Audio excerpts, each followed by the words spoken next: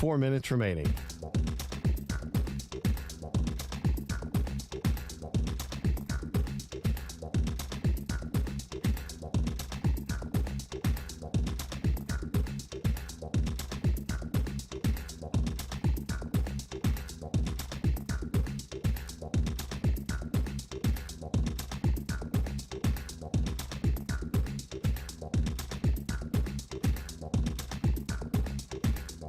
Three minutes, 30 seconds remaining.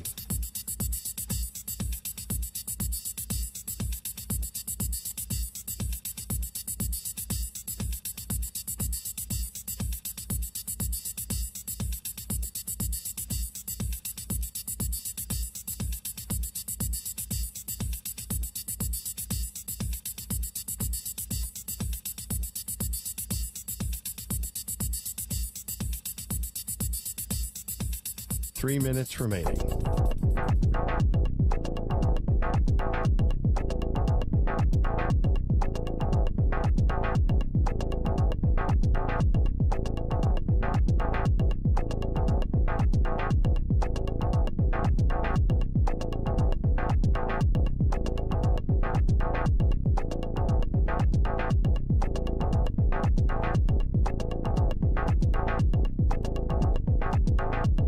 Two minutes, 30 seconds remaining.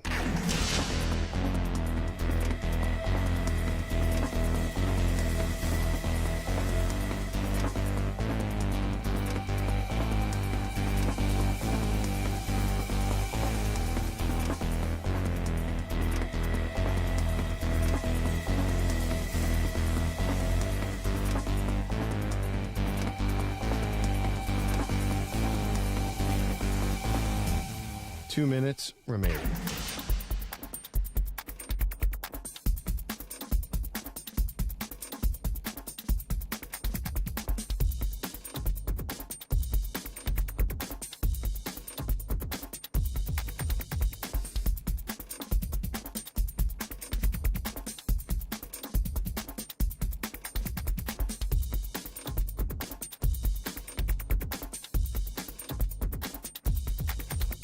One minute, 30 seconds remaining.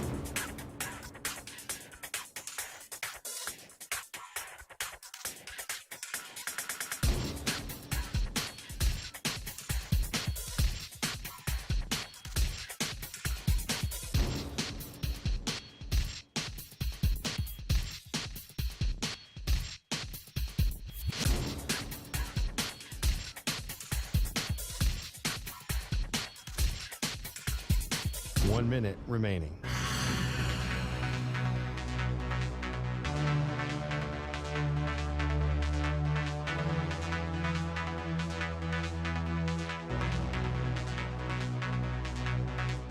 Forty-five seconds remaining.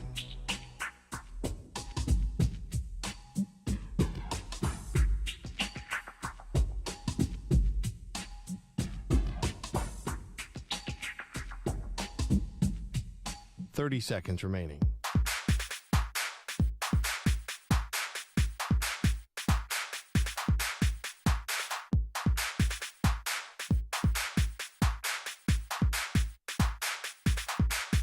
Fifteen seconds.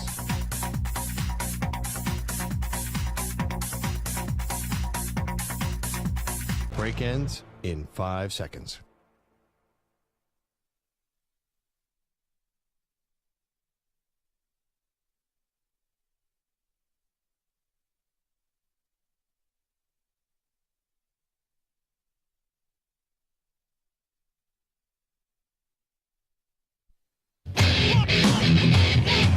He's live.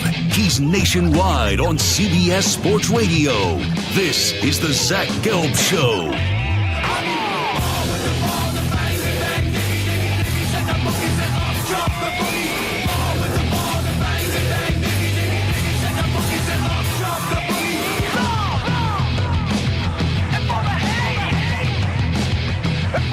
Here's your host, Zach Gelb.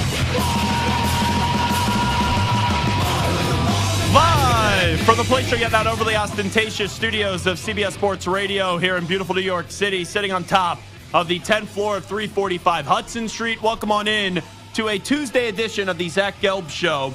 across all the great local CBS Sports Radio affiliates, Sirius XM, channel 158, the free Odyssey app, and of course streaming on YouTube, youtube.com/CBS Sports Radio. 855-212-4CBS, the number to jump on in, 855-212-4227. You could always get at me on Instagram, where I'm straight flexing, or via the good old cesspool of Twitter, at Zach Gelb. That's ZACHGELB. Got Moist Mike and Stuart Kovacs rocking and rolling with me all the way up until 6 p.m. Eastern, 3 p.m. Pacific. Former Lions cornerback Glover Quin going to stop by in the final hour of the show at 5:20 p.m. Eastern, 2:20 p.m. Pacific. We got a lot of potential news brewing in the sports world. We know the Bucs just fired their coach, and this is his first year on the job, Adrian Griffin. And Doc Rivers, according to Shams Charania, has emerged as a serious candidate to potentially become the next coach of the Milwaukee Bucs. I don't know how much sense that makes, and I'll just say it right out of the gate. I would disagree with the hire of Doc Rivers, because Doc Rivers, ever since winning that championship in Boston, which was back in 2008, has turned into a coach whose teams choke in the postseason or underachieve in the postseason. I know it wasn't that long ago when the Milwaukee Bucks won a world championship, but the 2 years since then, they have been underachieving in the postseason, and we saw last year them have the number 1 overall seed and lose to the Miami Heat, who were the 8th seed, even though the Heat ended up making their way back to another NBA Finals. So this is what just happens. Really, in basketball and hockey, it's amazing how many coaches are retreads and they just land like 5, 6, 7 jobs. Where when you look at it in the NFL, you get one shot, maybe potentially 2 shots at most, but rarely, unless you are this phenomenal, great coach and you walked away on your own terms, do you see a coach become a head coach for a 3rd or 4th or a 5th time in their career. And when you look at Doc Rivers and you look at some of these other coaches, it's amazing how many different stops that they end up traveling to and how many other opportunities they end up getting. So nothing is set in stone yet, but according to Shams Charania, Doc Rivers has emerged as a serious candidate to become the next coach of the Milwaukee Bucks. And as for Adrian Griffin, it's like you can look at their record in Milwaukee, and sometimes we just say stats are for losers, but then you also are what your record says you are. This team is 30-13, but it seems like something's been off with their coach, Adrian Griffin, the entirety of the year, whether it hasn't been great defensive play or even, right, you bring Terry Stotts in, and Terry Stotts doesn't even make it into the season as an assistant head coach. I would imagine, and this is just me in the moment, giving you a take, giving you a reaction with no sourcing, but this is just how I got to think about this. No decision is made in that Bucks organization. I have great respect for the people that run the Bucks, and Peter Fagan, and John Horst as well, their president and general manager. You would have to think that no decision is made without keeping Giannis in the loop in some capacity. So did Adrian Griffin not have a good relationship with Giannis? And if you can't have a good relationship with Giannis, what does that say about you? But it is kind of wild that a team is 30-13, and you look at their record, they are the second best team in the Eastern Conference, and they have the second best record in the NBA because the Celtics are 34-10, and then it's the Bucks and the Timberwolves who are both 30-13, and now you are moving on from your coach. So the bottom line is, to do this not even a full season in, this is a move that Milwaukee clearly thought was a necessity, and there's probably a lot of problems and a lot of inner fighting going down behind the scenes. And you got to think that Griffin wasn't able to create a relationship with Giannis Antetokounmpo, and everything that we see from Giannis is usually so positive. So why was that relationship never able to get off the ground? But to bring in Doc Rivers, who doesn't have the best record in handling superstars, but I guess in this case, I don't ever think there's an effort issue like there's been effort issues with the players that Doc has coached in the past, with Kawhi Leonard, with Paul George, James Harden as well. I'm not encouraged by bringing in Doc. I don't think bringing in Doc would be smart, but with that being said, that's the first name that we've seen floated out there. And it's actually funny. When we got this news that did come down that Adrian Griffin was going to be fired, I said it in a joking way to Samter. I go, watch, they'll bring in Doc Rivers because that's what the NBA does. And then within, I don't know, a minute or two of me saying that, it was boom, Shams is reporting that they're going to seriously consider Doc Rivers. So that's some NBA breaking news right out of the gate. The Bucks have fired Adrian Griffin, and they are going to seriously consider Doc Rivers as their next coach. And it was really a crazy last 24 hours in the association where I don't know what's more impressive, where you have Joel Embiid scoring 70 points in a victory and only making 1 3-point shot and only attempting 2 in a 70-point effort, or Karl Anthony Towns last night scoring 62, but his team lost. So you have those two storylines, and then you have the Milwaukee Bucks news as well. The also thing that we're going to monitor and keep an eye on is the Los Angeles Chargers, as Mike Garafolo thinks it's closing time for the Chargers and Jim Harbaugh. So we are waiting to see if the Los Angeles Chargers will pull the trigger and get the deal done with Jim Harbaugh. He is going out there for his second interview, and he's bringing his family with him. So I would imagine that it's now just crossing the T's and dotting the I's with Jim Harbaugh. But Harbaugh, as much as I love him, he's a peculiar guy. He is a unique guy. And if everything doesn't go in line the way that he wants it, he doesn't have to take his job. But it would make a ton of sense that Jim Harbaugh lands with the Los Angeles Chargers. All righty. So that's some of the break-in stuff. That's some of the things that we will continue to monitor to see what happens in the next 24 to 48 hours. Will Doc Rivers land with the Milwaukee Bucks? What a sentence and a statement that is. And will Jim Harbaugh land with the Los Angeles Chargers? But let's start the show with one of the teams participating in one of the conference championship games this weekend, and that's the San Francisco 49ers. And let's get into their quarterback in Brock Purdy. Brock Purdy is a solid quarterback. I'm not going to sit here and tell you that Brock Purdy is an elite quarterback and all the reasons why the 49ers are winning are because of Brock Purdy. But that's not me crapping on Brock Purdy. That's not me failing to acknowledge that Brock Purdy has had a really good season. But I never believed the idea that Brock Purdy was going to win the MVP this year when it was a hot 3 or 4 weeks where people are trying to make that claim. And when I look at Brock Purdy, all that matters is that Brock Purdy is working for the San Francisco 49ers. It has not worked yet to where they have won a Super Bowl, but that's not kind of fair to hold him to that standard because he's only had 2 years. Last year, he got hurt in the NFC title game, and this year is not over yet, and it very well could end in a Super Bowl championship.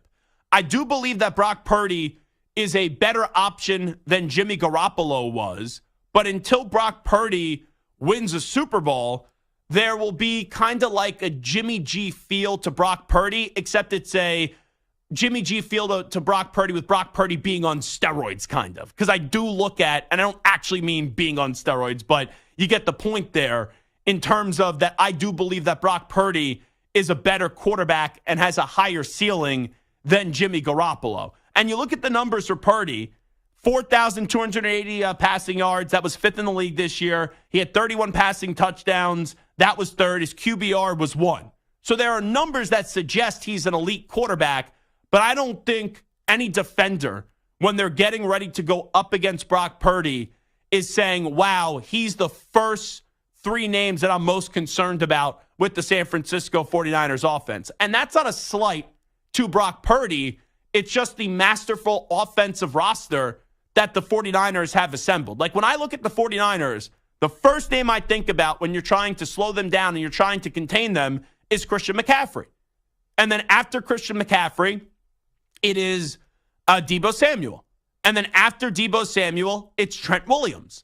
Those are the 3 names that I'm most concerned about and intimidate me the most with the San Francisco 49ers. But when you have this conversation, it's amazing how you can't really have a level-headed conversation about this. And maybe it's just the current state of the format and the current way that we talk about things, as you either have to be all in on one side or all out on the other side.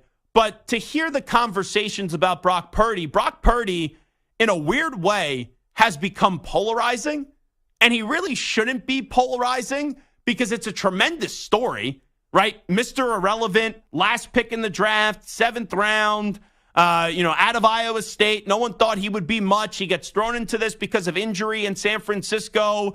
Trey Lance, Jimmy G, both going down. And then, boom, Brock Purdy goes on this run where he didn't lose a game last year.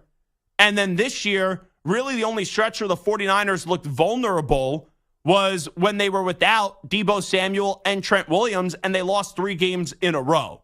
But last week, I don't want to overreact to one game, but it just does reaffirm the people that aren't all in, rocking out with their Brock out and saying Brock Purdy looks pretty awesome each and every week when you didn't have good weather conditions, and you were going up against an inferior team.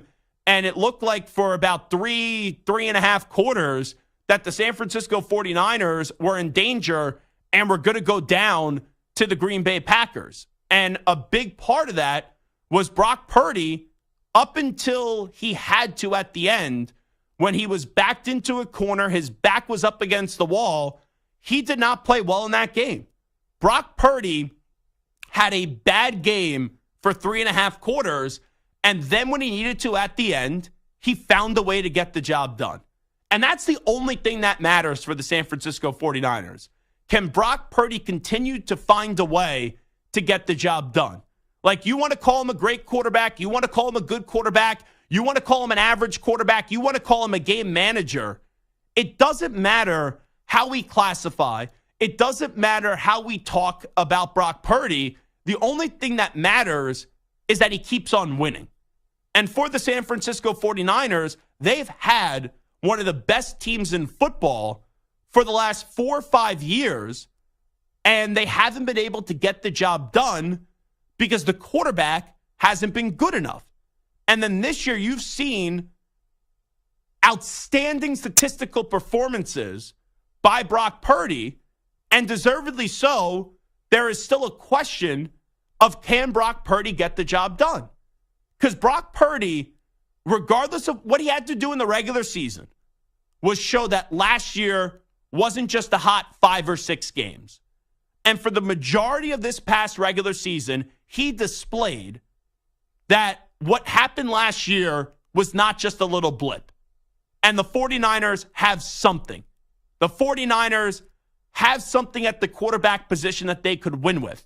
But ultimately now, these next 2 games, assuming that the Niners beat the Lions, is going to be the ultimate answer to the test of how much better the 49ers are with Brock Purdy than when the 49ers were with Jimmy Garoppolo. Because under Jimmy Garoppolo, we saw the 49ers win the NFC. We saw the 49ers have a 10-point lead with 7:30 to play in a Super Bowl, and then Garoppolo broke down in the final 7.5 minutes. And I do believe that this locker room believes in Brock Purdy. And Steve Young said it to me before the start of the season, he just has the force. And those guys, they believe in who Brock is as a person and as a player. But we are also now in this world where it's quarterback. And you could think that Brock Purdy is a good quarterback, but you could also acknowledge that he's not a top 3 offensive player on the San Francisco 49ers. McCaffrey's more dangerous. Deebo, and we'll see if he's able to go this week, 50-50 with the shoulder.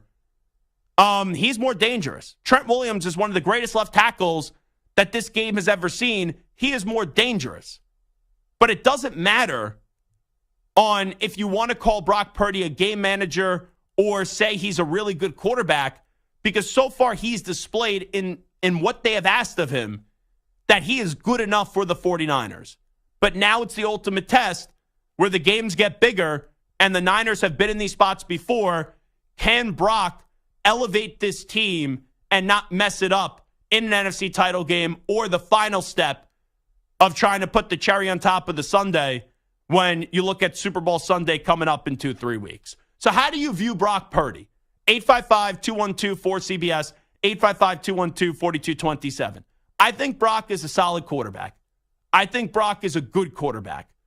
but he's not the number one reason why the San Francisco 49ers are in this spot playing in the NFC title game up against the Detroit Lions. So give me a call, 855-212-4CBS, 855-212-4227. The Tennessee Titans have made their next choice at head coach, so we now have 3 jobs down with Gerard Mayo going to New England or staying in New England, Antonio Pierce staying with the Raiders, and then you did have Brian Callahan last night getting announced as the new head football coach of the Tennessee Titans. How about everybody else with the jobs that are still up for grabs? We will continue that conversation on the other side. You're in a 5-minute break.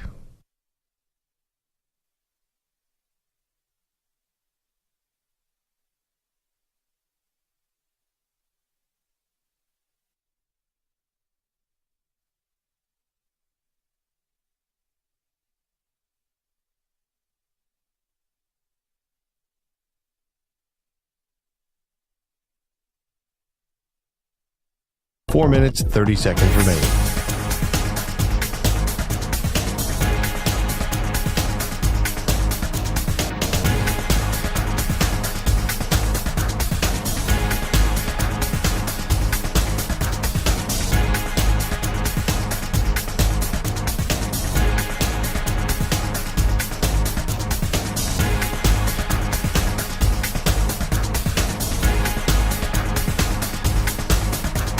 Four minutes remaining.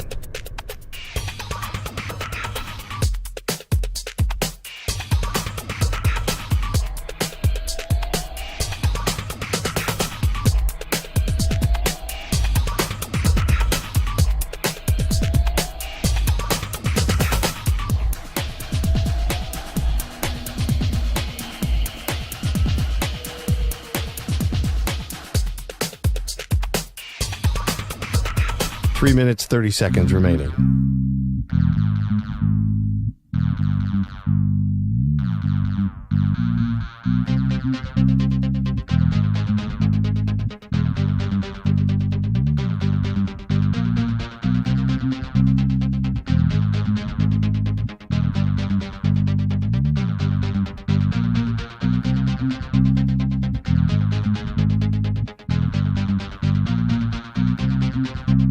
Three minutes remaining.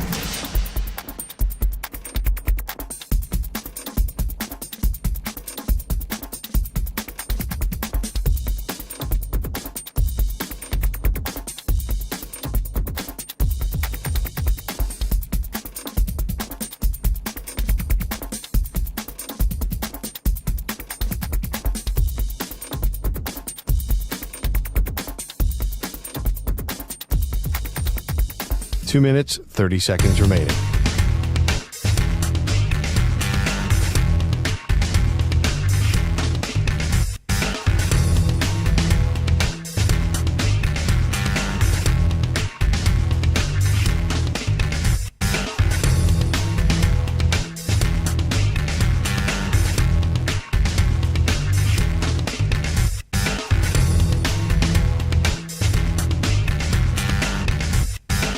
Two minutes remaining.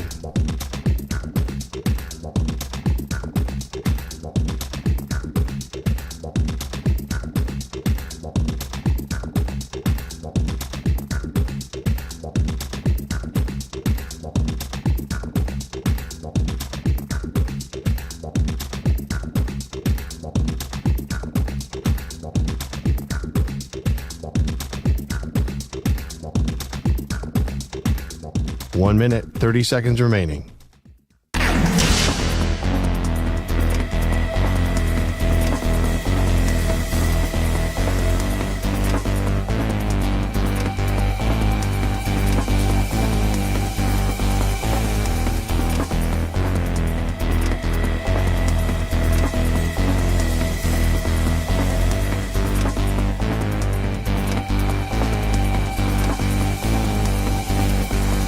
One minute remaining.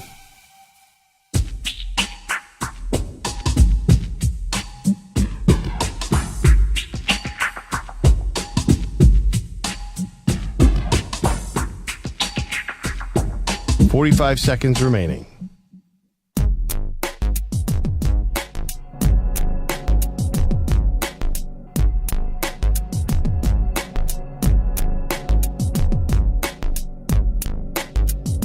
30 seconds remaining.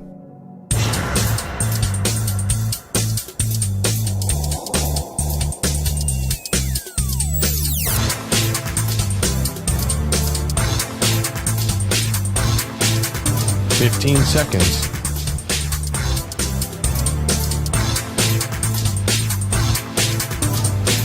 Break ends in 5 seconds.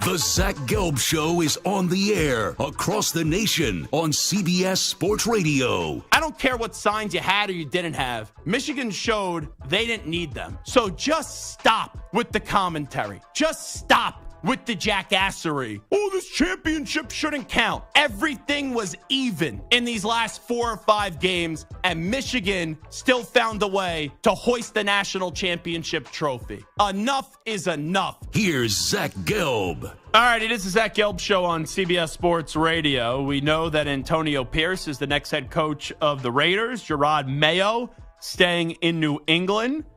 And we did find out yesterday that Brian Callahan is landing with the Tennessee Titans. We will continue the other jobs in just a bit, but we open up the show. How do you view Brock Purdy as a quarterback? 855-212-4CBS, 855-212-4227. Let's start things off with Jerome in Vegas. He's first up on the Zach Gelb Show on CBS Sports Radio. Jerome, good afternoon. What's happening? Hey, good afternoon. I thought about, I'm a big Brock Purdy fan, big Niner fan. I don't like it when everyone calls him a system quarterback because every quarterback's a system quarterback to a certain extent. Name a quarterback that isn't. And also, he gets criticism because of the surrounding players around him. I mean, every great quarterback, heck, every great football player has help. Everybody's surrounded by talent. You need a team to win, but you don't think Brock Purdy is on the same level as a quarterback as a Mahomes, a Josh Allen, a Joe Burrow, a Lamar Jackson? Mahomes is probably a top 5 quarterback of all time. Yep. He's not on that level, but I will say I think Purdy had a better year than Burrow, who was hurt. And I think he had a better year this year than Josh Allen. Not saying he's better than Josh Allen. I think he had a better season than Josh Allen. And like I said, every successful athlete has help around him. I mean, heck, Babe Ruth had Lou Gehrig hitting behind him. That was help. So everybody does. Yeah, no, appreciate the phone call, Jerome. You're not wrong, but here's the thing.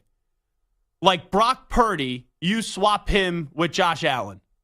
I think we talk about the 49ers a lot differently. I think the 49ers, who right now a lot of people's Super Bowl pick, would be unanimously like everybody's Super Bowl pick. Imagine you put Lamar Jackson on the 49ers, where the Ravens beat the 49ers this year, blew them out. Like that 49ers team may not have lost a game this year. So here's the thing with Brock Purdy. When you call him a system quarterback, it does seem like it's a slap in the face, but why does it matter?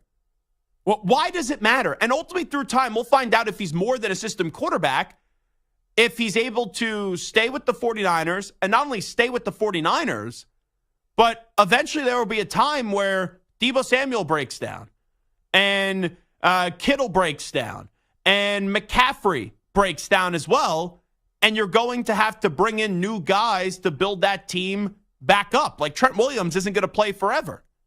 So yeah, no crap, you need a lot of good players to win. But let's just say you put Patrick Mahomes on, I don't know, a bad team like the Jets, or Josh Allen on a bad team like the Jets, or Lamar Jackson on a bad team like the Jets. I think those guys will be able to succeed in any environment.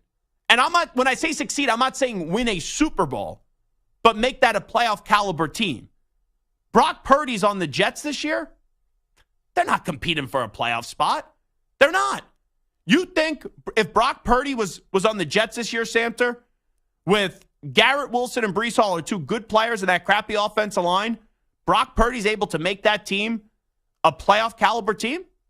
I mean, they won 6 games with Zach Wilson and Trevor Siemian and Tim Boyle. So, yeah, do I think that Brock Purdy is a good enough quarterback with a top 10 level wide receiver, a top 5 running back, and a top 5 defense that he could make them a playoff contender? Absolutely, yes. Now, based off what, though? Off the fact that I think Brock Purdy is You think? Let me ask you this. I think Brock Purdy is a top 10 quarterback in the NFL, top 12. Okay, you say top 10, top 12. How high are you willing to go? Because even if he wins a Super Bowl this year, and I don't think Niners fans should give a rat's ass. Like, you win, who cares what we call him? It's like Golden State Warriors fans. They got so annoyed with how Kevin Durant landed in Golden State. You win, give the middle finger to everybody. Who cares what everybody else thinks? But I don't see any way how Brock Purdy enters next year as a top 7 or 8 quarterback in the NFL. I don't agree with that. Because, I mean, you look at all the other teams. Listen, we talked about the top 4. There's like a pretty set top 4. Burrow, Mahomes, Lamar, and Allen. Like, that's the top 4. Everyone else after that. You rather have C.J. Stroud or Brock Purdy? I don't know yet. Oh, come on. C.J. Stroud. I don't know yet. Hold on. Imagine if C.J. Stroud was on the 49ers with Debo and McCaffrey. I'm not making that definitive statement right now at all. C.J. Stroud turned the Texans from picking 2 in the draft to be in the second round of the playoffs. Brock Purdy's not doing that in Houston. No chance. I love C.J. Stroud. I think most likely C.J. Stroud has a better future than Brock Purdy. I'm not making that definitive statement yet. Brock Purdy, all he's done in his year and a half as an NFL quarterback is basically turn a team that needed a quarterback into the best team in the NFL. No, they've been one of the best teams in the NFL, and they're not the best team in the NFL. They're not the best team in the NFL this year. That's the Ravens. Right now, they're the second best team, and up until that game, that game against the Ravens, they were the best team. And if they're not the best team, they're like. But they've been stuck in the same spot for the last 4 years. Either way, Brock Purdy stabilized that position for a team that needed a good quarterback. Am I going to say that he's better than Dak? Maybe. Is he better than Hurts? Maybe. Is he better than Goff? Maybe. Hold on. Stabilize them so much that Kyle Shanahan wanted to go to somebody else this past offseason. Tom Brady. Wait, but hold on. When Jimmy G was there and Tom Brady was begging to go there, did Kyle Shanahan and John Lynch pass on Tom Brady back in 2020? Yeah, they did. I don't remember exactly the story. That's why it happened. But I can promise you, if in a vacuum you had your choice between Jimmy G and Tom Brady, you're going Tom Brady every time. There were obviously other circumstances. The 49ers went Jimmy G. They've talked about this. Yeah, there were. I'm sure there were other circumstances that we don't know that they didn't love Brady on tape. They didn't love Brady on tape coming off that final year in New England. That's the way that it happened. They like Brock Purdy enough to get rid of Jimmy G and their number 3 overall pick, who they traded up to get in Trey Lance. That's how much they like Brock Purdy, their 7th round pick. Well, Shanahan never liked Trey Lance to begin with. He was talked into drafting Trey Lance. It doesn't matter. They traded up to get the number 3 quarterback, and they basically went with Mr. Irrelevant over him anyway. And because this is what Shanahan does. This is what Shanahan does. It's the flavor of the month with him. Okay, we can go flavor of the month all we want. We're talking about Brock Purdy, all right? Brock Purdy, if you want to go down the list of quarterbacks in the NFL, is certainly a top 10 quarterback. We don't know how good really he is, but it's safe to say he's a top 10 quarterback. You look at the Jets, you were bringing the Jets. The Jets won 7 games. I'm sorry, I said 6. That's what happens when you stop becoming a fan of a team. They won 7 games with Trevor Siemian, Tim Boyle, and Zach Wilson. You who are at the bottom, 30, 31, 32, 37. You think they're going 10 You think they're going 10-7 with Brock Purdy? So you're talking about a 3-game swing with a top 10 quarterback versus Zach Wilson, who's probably the 38th best quarterback in the NFL? Brock Purdy probably doesn't even make it healthy throughout the season with the Jets. Aaron Rodgers couldn't make it healthy throughout the season. We can talk about health, but we don't know. Maybe he makes it healthy. You know who didn't get hurt? Sucks. Zach Wilson didn't get hurt. Tim Boyle didn't get hurt. He got concussed. What are you talking about? He got concussed, Zach Wilson. So here's the thing. Did he get concussed? We don't really know. Well, now you're going to question that? We questioned it at the time, too, about his willingness. I didn't. I will never question a concussion. So maybe he missed a game or two. But what I'm saying is, like, the quarterbacks outside of Aaron Rodgers, as bad as the Jets' offensive line was, the quarterbacks, for the most part, lasted the season. All right. Brock Purdy probably could have lasted the season. Could he have gotten hurt? Sure. There's no way to really know. Let me do this. Brock Purdy could have absolutely turned the Jets around 3 wins. I got your point. Let me do this. And this is how you know we've reached a new low on this show. I want to bring in an unbiased, sane voice to the program. I just want a yes or no. And when I think unbiased and sane person here at CBS Sports Radio, the person I think about is Pat Boyle. Oh, thank you, Zach. Who's doing updates today. So just give me a yes, or I'm going to give you a quarterback. You tell me, would you rather have that quarterback or Brock Purdy? Okay. Josh Allen. Josh or Brock Allen. Purdy. Okay, there's one. Tua Tagovailoa or Brock Purdy? Brock Purdy. Would you rather have Aaron Rodgers or Brock Purdy for one season? Assuming Aaron Rodgers is 100% healthy next year, Aaron Rodgers. Patrick Mahomes or Brock Purdy? Mahomes. We can forget the Raiders. You can forget the Russell Wilson or Brock Purdy? Brock Purdy. I would agree. Justin Herbert or Brock Purdy? That's a tough one. As big as Herbert's arm looks, he's been a 500 quarterback his whole career so far. Throw out the coach, throw out the weapons he has. I'm taking Purdy. Really? Okay, I would disagree with that one, but this is your list. Lamar Jackson or Brock Purdy? Lamar. Deshaun Watson or Brock Purdy? Brock Purdy. Would you rather, I can forget Kenny Pickett, Joe Burrow or Brock Purdy? Burrow. C.J. Stroud or Brock Purdy? As great as C.J. Stroud How looked is in his that- rookie season, Brock Purdy. That's crazy to me. He's had one season. Listen, Brock Purdy, you he's can had 2 years. He's in the NFC He's not Championship both times. You can He certainly played project 6 CJ Stroud to games be last better, year. but we don't know yet. You can't, off of a year and a half of Purdy and a year of CJ Stroud, you Yeah. can't make a definitive statement. They're even in my eyes. So- I can see them So even. you think Brock Purdy goes to Houston and takes him to the second round of the playoffs? I don't. It's tough to do that. It's tough to say to see you put C.J. Stroud in with the 49ers. Is he as good? Here's the thing that I do know. Brock Purdy was Mr. Relevant, was never really given a chance, and he's come in 2 years and he's won, what? He's 18-5? I forget his record off the top of my head. But in 2 years, he's in 2 NFC Championship games. So you're taking right now Purdy over Stroud? Yes. Okay, so you're still at 5. I know how you're going to answer this one. Trevor Lawrence or Brock Purdy? Brock Purdy. All right. The Colts, you can forget about. Tennessee, you can forget about. Dak Prescott or Brock Purdy? After seeing the latest playoff collapse, Brock Purdy over Dak. Jalen Hurts or Brock Purdy? Jalen Hurts. Okay, so that's 6 right there. Giants, you can forget it. Well, I know you're buddy with Daniel Jones. So I'm assuming you're not taking. I would take Brock Purdy over Daniel Jones. People forget somehow, some way. Pat Boyle broke the Daniel Jones contract story. I don't know how. I just think they're buddy. I don't know if they're actually friends. That was just me just saying that to say that. Nobody paid attention to it either. Uh, One time I actually had some. You can forget the Commanders. Matthew Stafford or Brock Purdy? I would say, and again, I don't. How is and- this even a hold question? on. Well, I try to answer everything regardless of are we projecting future career? Is it to start a new franchise? Just for next year. Just for next year? Brock Purdy. Wow. That's crazy to me. Stafford has no mobility. He won a Super Bowl, though. Yes. And Brock Purdy's a game away from a Super Bowl in his second season. Kyler I just think with Murray or Brock Purdy? Purdy. I think the argument with this all the time is okay, do we just think Brock Purdy, can any other guy do the job with the 49ers? I don't think that's the case because Trey Lance couldn't. Jared Goff or Brock Purdy? Goff. Kirk Cousins or Brock Purdy? Purdy. Jordan Love or Brock Purdy? Purdy. And we could cut it there because that's where everyone is in the AFC. I would say right now I'd probably only take 8 or 9 quarterbacks over Brock Purdy. So the highest I would put him would be the 8th best quarterback in football. Personally, I have to have, just going down the list, Josh Allen, Aaron Rodgers, Patrick Mahomes, Justin Herbert, Lamar Jackson, Joe Burrow, C.J. Stroud. Just those 7 in the AFC. You could debate Trevor Lawrence, but I'm down on Trevor Lawrence after last year. And Jalen Hurts in the NFC, Stafford in the NFC as well. Just those 9, I think you have to put in front of Brock Purdy. Now, that's not me saying Brock Purdy's terrible. That's not me saying Brock Purdy is trash. Brock Purdy has had a really good season.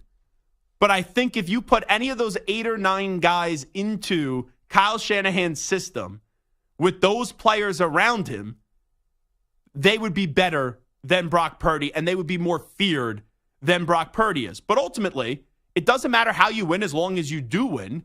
And through time, like for a while, people said Brady was a system quarterback. And then through time, Brady showed when you go throughout the years that he was the system. Ultimately, as long as he stays healthy and keeps on being productive, Brock Purdy can show that. But when I look at the Niners, the first three names I think about on offense, like if I was a defensive player, who am I most concerned about?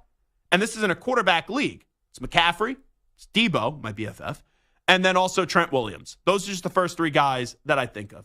Can I ask Boyle one question? Yes. So, what are you Boyle. interrogating him? No.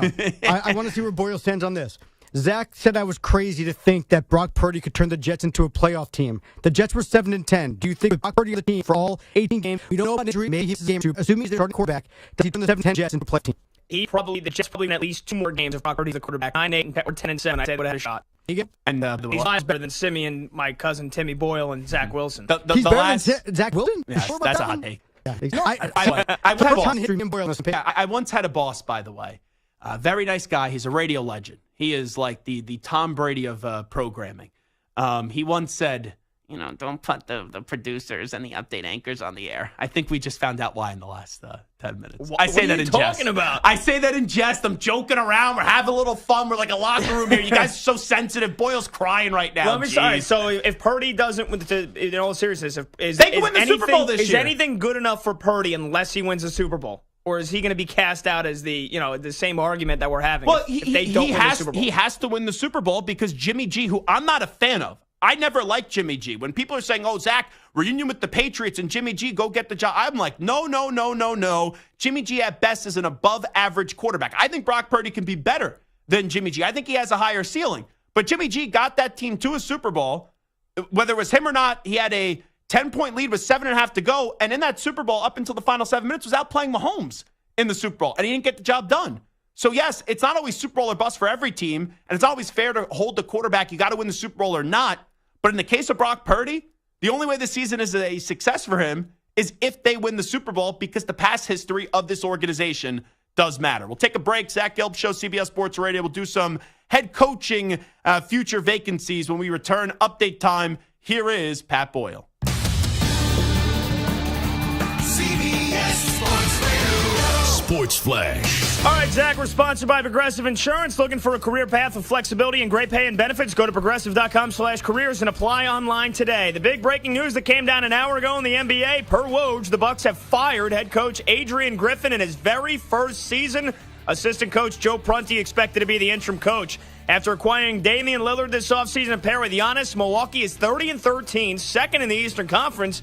But they have been atrocious defensively, giving up the 6th most points per game and ranking 22nd in defensive rating. Milwaukee expected to immediately pursue a small pool of veteran head coaches, and surprise, surprise, Doc Rivers is a leading candidate. The Bucks just hired Griffin in June to replace Mike Budenholzer, who was dismissed after last year's first-round playoff exit. His winning percentage, best of a head coach fired midseason since the Cavs fired David Blatt after starting the 2016 season. Well, LeBron did fire him, so you're not that wrong. Yeah. After they started that season 30-11. The Cavs went on to win the NBA title that year. And breaking NFL news from Adam Schefter, the Raiders are working to hire former Chargers GM Tom Telesco as their new general manager. And also early in the association today, Hornets traded Terry Rozier and his career-best 23 points per game to the Heat for Kyle Lowry and a 2027 first-round pick. I'm Pat Boyle. CBS Sports Radio.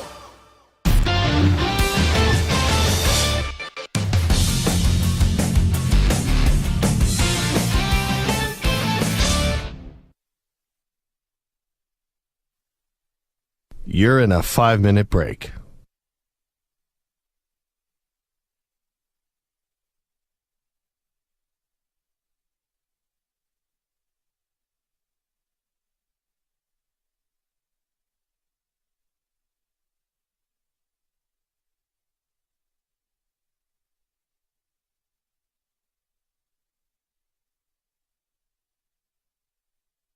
Four minutes, 30 seconds remaining.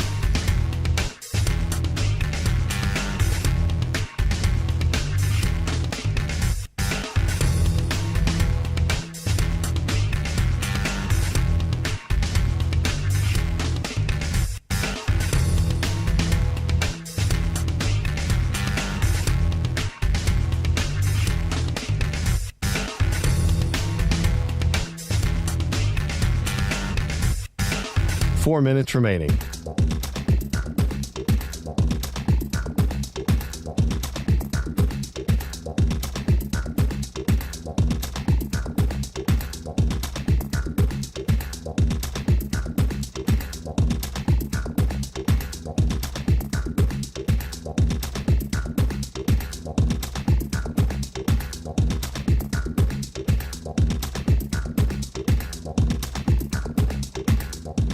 3 minutes, 30 seconds remaining.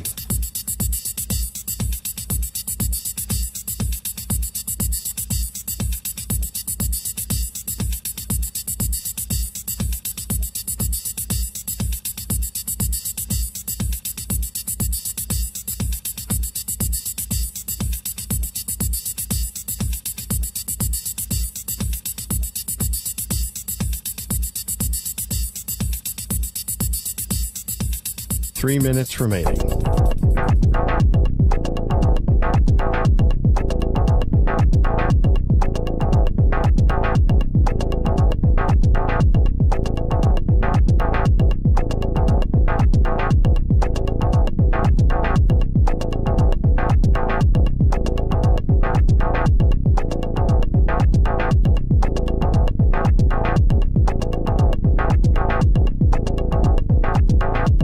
Two minutes, 30 seconds remaining.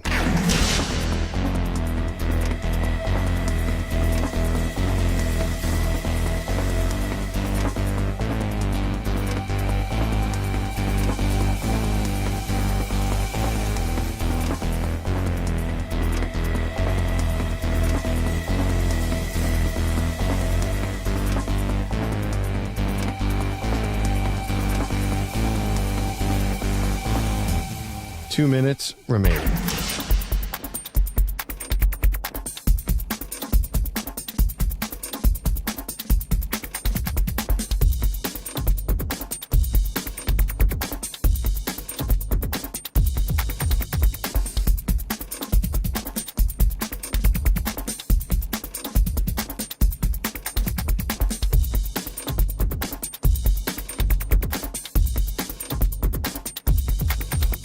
One minute, 30 seconds remaining.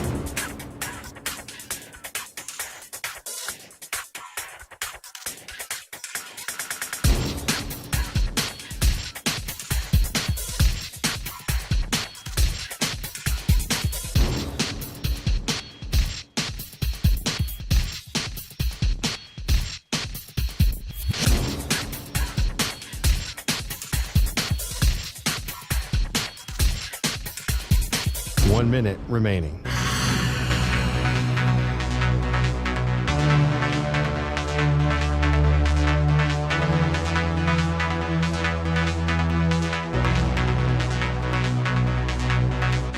Forty-five seconds remaining.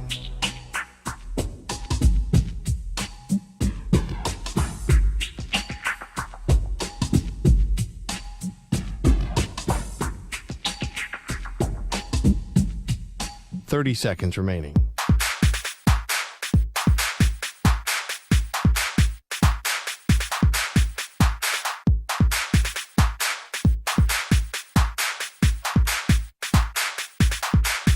Fifteen seconds.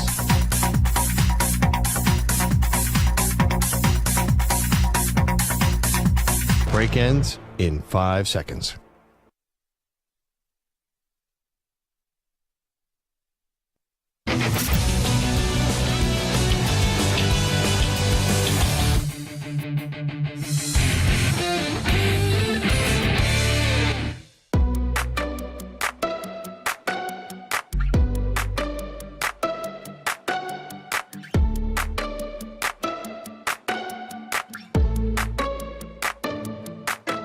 Now back to the Zach Gelb Show. The Defensive Player of the Week is sponsored by the Navy Federal Credit Union, who proudly serves the Armed Forces, DoD veterans, and their families. Their members are the mission. Learn more at NavyFederal.org. This week's player is 49ers linebacker Dre Greenlaw in San Francisco's 24-21 win over the Packers on Saturday. Greenlaw had 8 total tackles and 2 interceptions, including the game-sealing one with 52 seconds left, and his coach was happy but also annoyed with him during that play because he didn't go down right away. Could you imagine if Dre Greenlaw ended up fumbling that ball and it gave a little extra life to the Packers and they ended up getting into field goal range, recovering the fumble off the pick, and they kicked the field goal to get into overtime, and then they ended up beating San Francisco? Oh, that would be brutal. Would have been brutal. Kind of reminds me of the Patriots and the Chargers back in 2006 when Troy Brown popped out that football after it was intercepted with the pass thrown by Tom Brady, ended up recovering and winning the game. Anyway, talking about the Chargers, their old GM, Tom Telesco, is reportedly going to be landing with the Las Vegas Raiders. According to Adam Schefter, Raiders are working to hire former Chargers general manager Tom Telesco as their new general manager per league sources. I usually don't like to praise teams too much in the offseason, especially when we haven't had the draft yet, especially when we haven't had free agency and the season actually isn't over, even though it's been over for the Raiders. But I like both these hires for the Raiders, assuming this goes down. Antonio Pierce was the right move. It's going to keep Max Crosby happy. It's going to keep Devontae Adams happy as well. We'll make sure that those guys stay. And then Tom Telesco is a good GM as long as you don't make him pick the coach, because he has built really good rosters in Los Angeles where it has all of us buzzing before the start of the year, and a bunch of times, watch out for the Chargers, watch out for the Chargers. He just hasn't picked the right head coach. So I like this kind of model that the Raiders are doing where you're keeping things that that works. Like that Antonio Pierce has worked so far, that it's good for the locker room.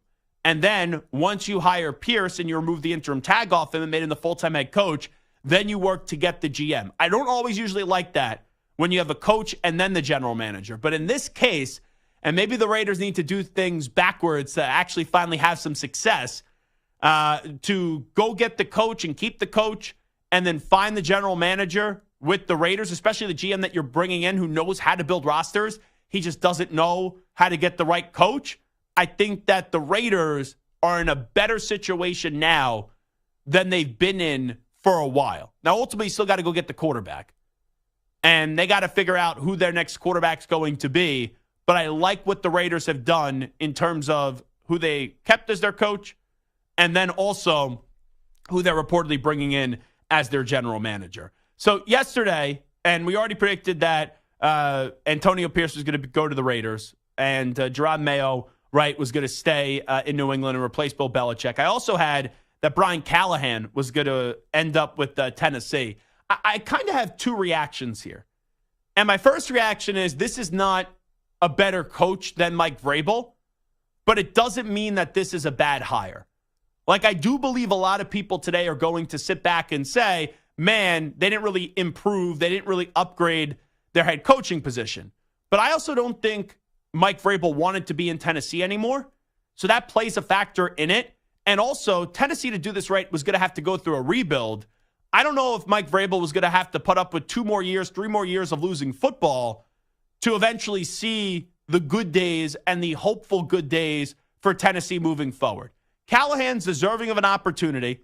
He's been in the league for a while, right? Comes from a football family, has done a good job with the Cincinnati Bengals as of late.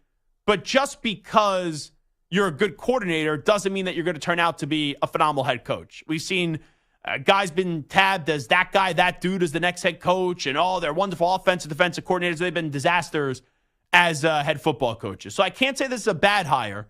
It's not an upgrade from Vrabel, but if Vrabel didn't want to be there and you're looking for someone to rebuild, it does make sense to bring in an offensive-minded coach to see if he could get the most out of Will Levis, who was more good than bad a year ago in the small opportunity that he got as a quarterback. Now, in terms of the remaining jobs, let's listen up to Mike Garafolo. This was him on the NFL Network earlier this morning, talking about how the Los Angeles Chargers are closing in on Jim Harbaugh as their next head coach. And this feels like we're now in the zone where something could happen between the Chargers and Jim Harbaugh in the near future. My understanding is that it is an extremely strong offer that they have made to him financially.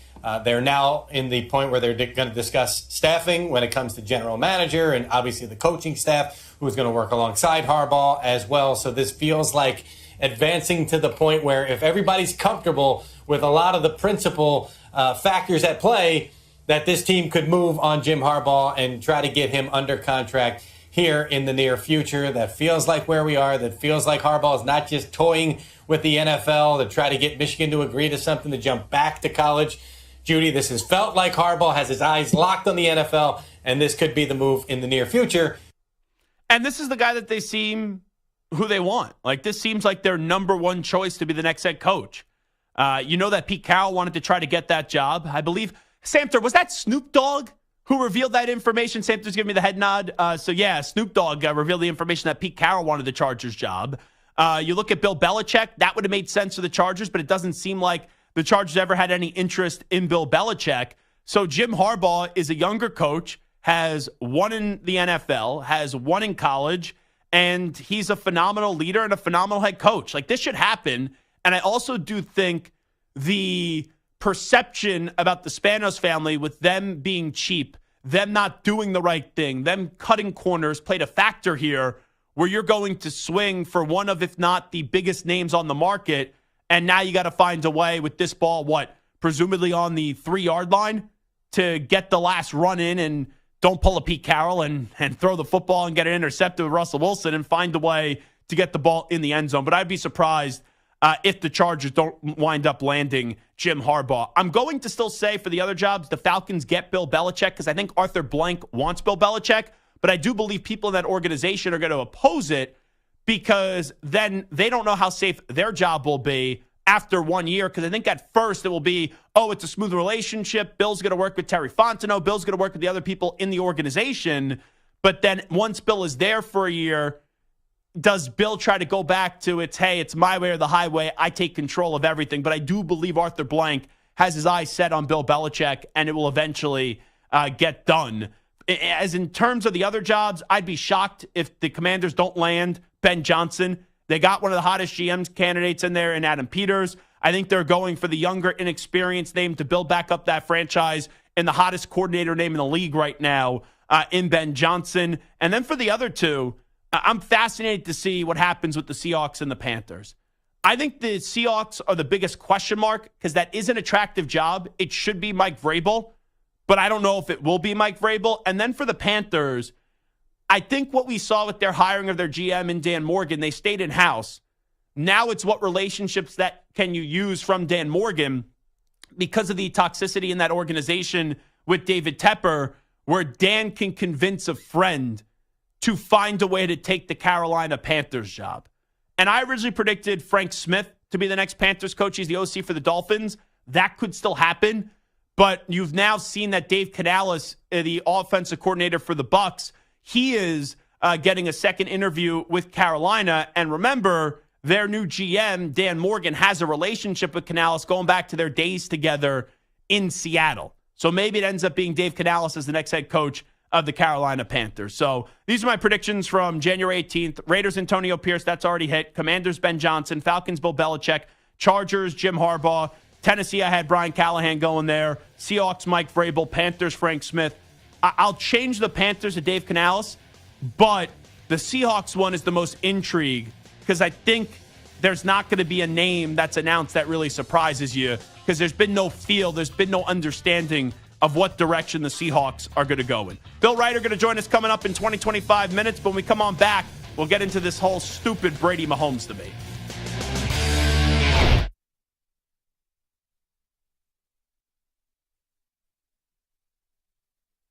You're in a 5-minute break.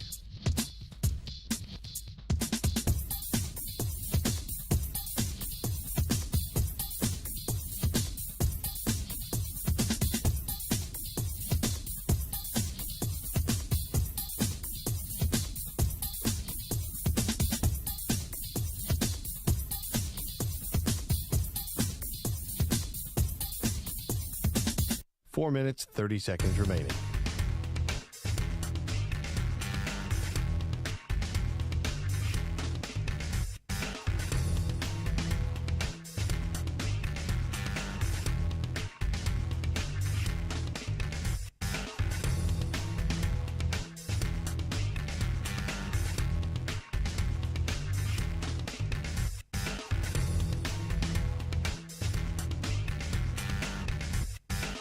Four minutes remaining.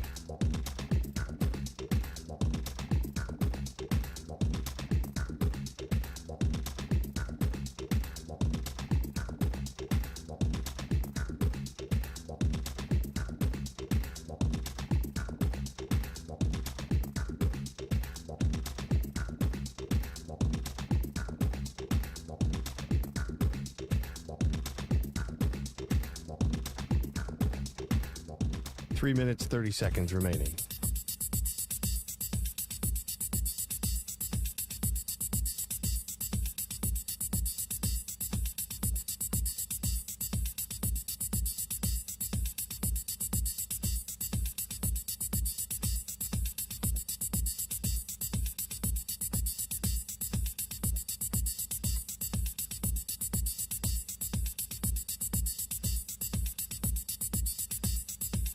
Three minutes remaining.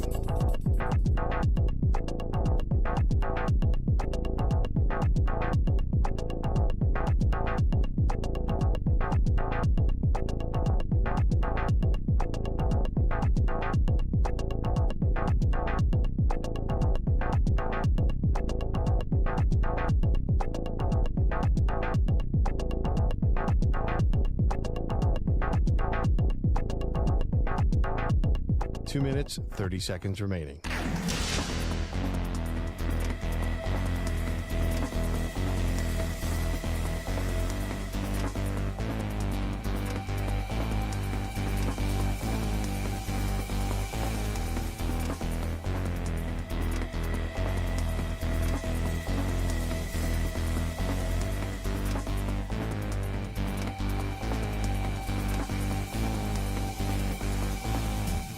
Two minutes remaining.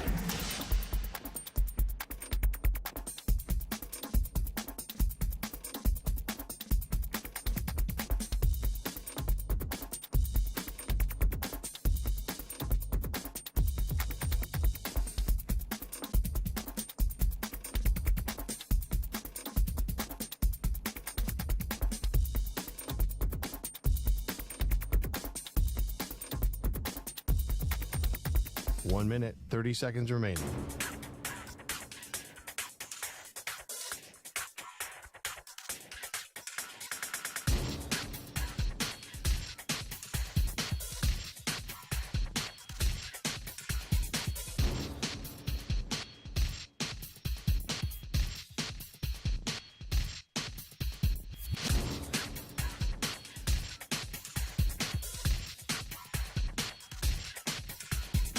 One minute remaining.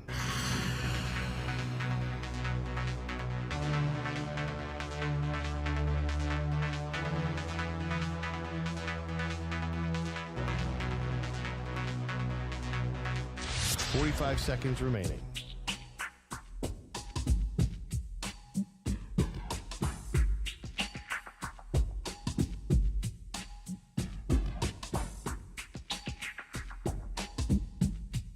Thirty seconds remaining.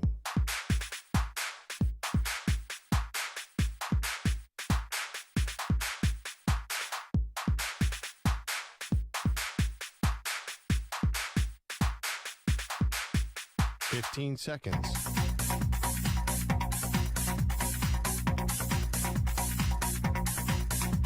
Break ends in 5 seconds.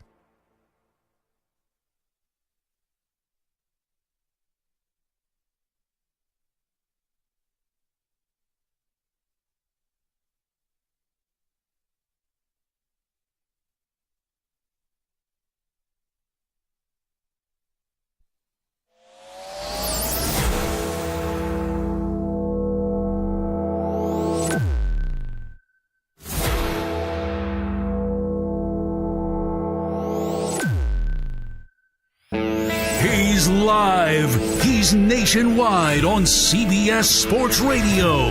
This is the Zach Gelb Show. All righty, this is Zach Gelb Show, coast to coast on CBS Sports Radio. Bill Reiter going to stop by 20 minutes from now, and he's going to join us for a few minutes to react to the Milwaukee Bucks firing their first-year head coach today, Adrian Griffin, and there's expectations that Doc Rivers is going to replace him in Milwaukee. Nothing official, though, on the Doc Rivers front yet. I opened up the show for about 4 or 5 minutes saying, well, it doesn't take a scientist, a mad scientist, to kind of figure out what the formula is here, where he had to have lost Giannis Antetokounmpo. Because there's no way in that organization, even though Giannis loves that organization, and right, they've done everything and then some that Giannis has asked, that they're not going to consult Giannis Antetokounmpo after just firing a coach that won a championship with them this past offseason, and Mike Budenholzer, 40-something games into his tenure? It's just not going to happen. So I just said, hey, Giannis probably did not like Adrian Griffin, and he lost confidence in Adrian Griffin. And if you can't develop a relationship with Giannis and you lose Giannis's trust that quickly, well, then you're not going to have success as an NBA head coach, especially in a league that is player-driven. And player-driven the most compared to the other three major sports in America. But Chris Mannix, to give you a little more clarity on what I was assuming, he's an NBA reporter, he says there has been steady rumblings for weeks in NBA circles that several Bucks veterans, including Giannis, had lost faith in Griffin. What appeared to be smart hire last spring just never worked out. And I have a lot of people that follow me, and I see a lot of their tweets in Milwaukee. And I love being on 1250 The Fan, one of our great affiliates in the state of Wisconsin. And, you know, to really lose confidence in the Milwaukee or the Wisconsin sports fan, it takes a lot. To have that fan lose confidence in you, it does take a lot. And how many times I've just seen so many negative things being said about Adrian Griffin, even with whatever their record is. You know, I think it's kind of, you could have put this together. Now, I'm not saying I expect him to get fired today, but you could kind of put it together that this guy wasn't very popular in Milwaukee, and people didn't think he was the right coach for the job. Now, with all that being said, it does feel a lot like, and I know Blatt was there longer, but it feels exactly like David Blatt with the Cleveland Cavaliers. David Blatt didn't have a good relationship with LeBron. Now, to be fair, LeBron also wanted to get Eric Spoelstra fired right when he walked into Miami, and he wanted Pat Riley to come from upstairs in the president's role and go coach the team. And I can understand why you want Pat Riley. He's one of the greatest coaches of all time. But Eric Spoelstra's been a pretty damn good coach even without LeBron James. So just when a star player loses confidence in a coach who doesn't like a coach, doesn't mean that that isn't the best coach for the team. But when it's the star player in a smaller market and it's the star player and multiple other players, there's just no way for this to survive. And it was always something with Milwaukee. I even go back to the whole Terry Stotts situation where Peter Fagan, he joined us, before the season started. He's like, hey, it just didn't work out. And Terry Stotts was brought in with the new staff, and right, he has the connections with Milwaukee, and they just simply said it just did not work out. And this Adrian Griffin thing just did not work out. So there's several reasons why it didn't work out. But in this league, when you lose your star player, when the star player is the franchise, there's no way to recover from that.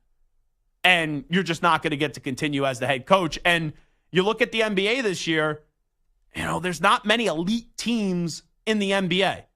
And with all the problems, the Bucks still have the second best record in the sport. Now, I would not be a fan of bringing in Doc Rivers, but that's what happens in the NBA. It's just retreads over and over and over again. And Doc was a good coach. I don't think he's a good coach in the year of 2024, but we'll see if that happens. So Bill Ryder will join us to jump on board and talk a little bit more about that later in the show. Getting back to the NFL, I have now heard this take from multiple people that I like, multiple people that I'm friends with, and multiple people that have had great careers in sports talk radio. And some of them have been at this for a very long time. And some of them, you could even say, even basically ensured that this format would be a success. I've seen Christopher Mad Dog Russo. I've seen our pal Brandon Tierney and many others say Patrick Mahomes is the greatest quarterback of all time. Let me preface what I'm about to say with this. Patrick Mahomes is a sensational quarterback. Patrick Mahomes is a video game on the field. Patrick Mahomes gives you no reason to dislike him. He's phenomenal. He could retire tomorrow. He'd be a Hall of Famer. Like, that's how great Patrick Mahomes is. But to say right now that he's the greatest quarterback of all time, it's just amazing that this is what our society has become. Where everything goes into who's the GOAT. Like, is this guy the GOAT? Is that guy the GOAT? Right now, as great as Patrick Mahomes is, you can't call him the greatest quarterback of all time. You may project that he may become the greatest quarterback of all time, but to just flat out say that he's the greatest quarterback of all time right now, I don't want to say it's absurd, but it's silly. Tom Brady had 3 Hall of Fame careers in 1. Tom Brady played in the NFL for 20-plus years. Tom Brady has won 7 Super Bowls. He's also played in 10. And I get it. Mahomes has played in 3. Mahomes has won 2. Mahomes could win the Super Bowl again this year. But I love the revisionist history that people now do, where they say, oh, well, look at the receiving core that Patrick Mahomes has this year. Brady never played with the receiving core like that. Huh? He played with, in 1 year, Riche Caldwell and Doug Gabriel. Those were his 2 best receivers. You know, Brady's first run of Super Bowls were with David Patton and David Givens and Troy Brown. Tom Brady, outside of his time in Tampa Bay, and for that run, and then the short run with Randy Moss, you know, he does not win with top 10 receivers. You know, Mike Evans, he did, but in New England, he never won a Super Bowl with a top 10 wide receiver. Now, you could say, right, he's had Gronk. Well, Mahomes has Travis Kelce. But it's amazing to me when Brady defeated Mahomes in Kansas City when the Chiefs were the favorite in the game, and the Patriots had a team that was not good on paper, and a team that a lot of people said throughout the year, the Patriots were done, the Patriots are washed. He won that AFC title game, and then plays Mahomes in a Super Bowl where I was one of the few people to predict that the Bucs would win. Everyone was on Kansas City in that Super Bowl. We're now going to say Mahomes is the greatest quarterback of all time against Tom Brady, who has won 7 Super Bowls. Like, it's crazy to me. It really is. And I say that knowing what the athleticism of Patrick Mahomes is, what the arm strength of Patrick Mahomes is, how great of a person Patrick Mahomes is, and how great of a player Patrick Mahomes is. Like, I understand everything. This is not anti-Patrick Mahomes. This is not Patrick Mahomes sucks and Patrick Mahomes is some bum and how dare you compare him to the greatest quarterback of all time in Tom Brady. But for such a long time, I heard legends in this business refuse to call Tom Brady the greatest quarterback of all time because Montana was 4-0 in Super Bowls. Brady eventually shattered the number, and not only shattered the number, anyone with a brain would understand they would rather have 5 Super Bowls when Brady got to 5 and won 5 and lose 2 and be 5-2 in Super Bowls than just be 4-0 because then you just lost earlier. And that's not me trashing Montana. Montana's one of the greatest quarterbacks of all time as well. But it's crazy to me how that was a big argument with so many people, and then those same people are now willing to say when Mahomes is 2-1 in Super Bowls and hasn't got to 7 yet, that they would rather have Mahomes over Brady. It's wild to me. And longevity does matter. Tom Brady dominated the NFL for 2.5 decades. 2.5 decades. I hope Mahomes is able to go 20-something years. He's had injuries. I hope Patrick Mahomes continues to kick ass because he's awesome. Absolutely awesome to watch as a football player. But to suggest right now that with Tom Brady, not even with him being out of the league for 1 full year, that Patrick Mahomes is already a better quarterback and is going to be the greatest quarterback of all time, it's just like I live in a world where that conversation to me is just silly for it to happen right now. Because for Mahomes to go down as the greatest quarterback of all time, he's going to have to get to 7. Bare minimum, he's going to have to win 7 Super Bowls. Because the thing that Brady will always have, with Brady's career being over, like when we do this LeBron-Jordan debate, and let me be honest with everyone, I hate these GOAT debates. When I look at a topic sheet and we are assembling a rundown, and it's one of those days we have to do, who's the greatest basketball player of all time? Give us a call, 855-212-4CBS. Is it LeBron or is it Jordan? I hate those debates. Here's why. Because regardless of who I think is the greatest basketball player of all time, you want to make the case for Jordan, you then trash LeBron. You want to make the case for LeBron, you then trash Jordan, and there's no conversation. And trust me, I yell enough. I don't need to yell when no one's listening on the other side of the conversation. But to already have this conversation about Brady and Mahomes, it's so premature. And it's just amazing how everyone brushes over where when you get into that LeBron-Jordan debate, we've never seen them go up against one another. We've seen Brady and Mahomes. We were fortunate enough to see Brady and Mahomes go up against one another on the biggest stage. Mahomes was an MVP at home. Played great in the second half. Was phenomenal. I'm not taking anything away from Patrick Mahomes. Brady in that game in Kansas City in his 40s was surgical on third down. 3rd and 10 over and over and over again to Gronkowski to Edelman to Gronkowski to Edelman. And then in a Super Bowl when he was with Tampa Bay, Brady beat the Chiefs. Brady beat Mahomes. So if you're trying to make this argument and you're just going to say, oh, well, Mahomes has a better arm or Mahomes is athletic, that's fine. But the conversation is, who's the greatest quarterback of all time? And when I look at the resume and when I've seen what Brady has done, and everyone always says, oh, Brady wasn't the most athletic. Brady didn't have the strongest arm, but he was still able to win those championships.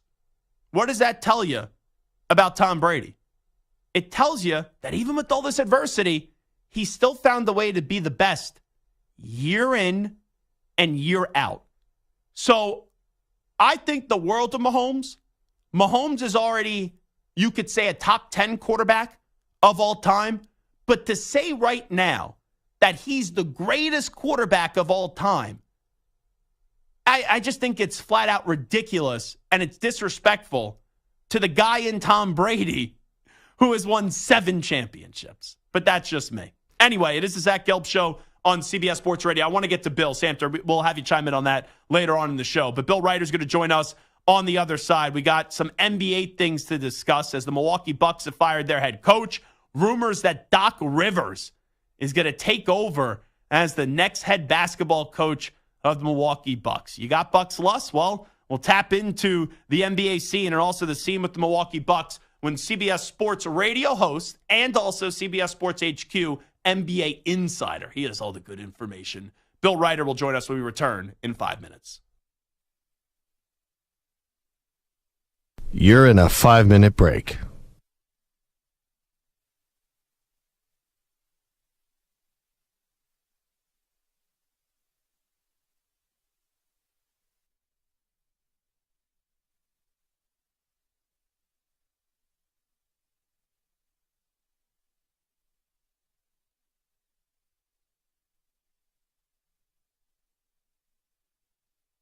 Four minutes, 30 seconds remaining.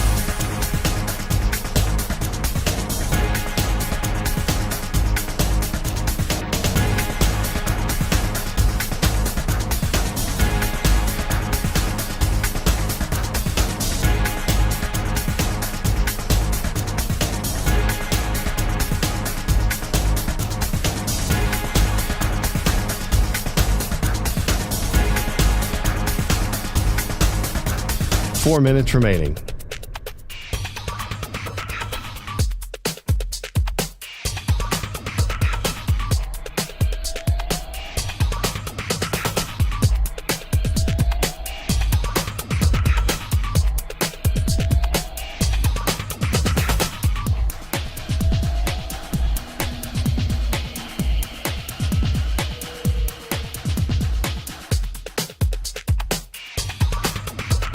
3 minutes, 30 seconds remaining.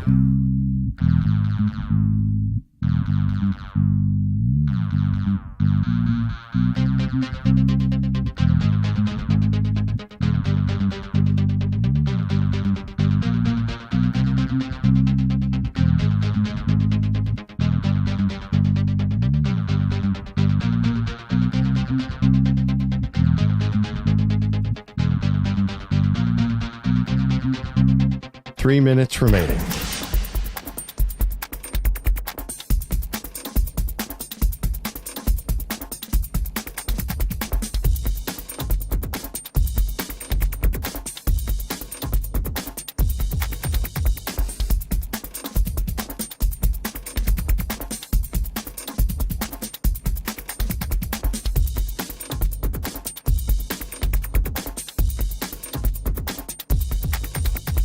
Two minutes, 30 seconds remaining.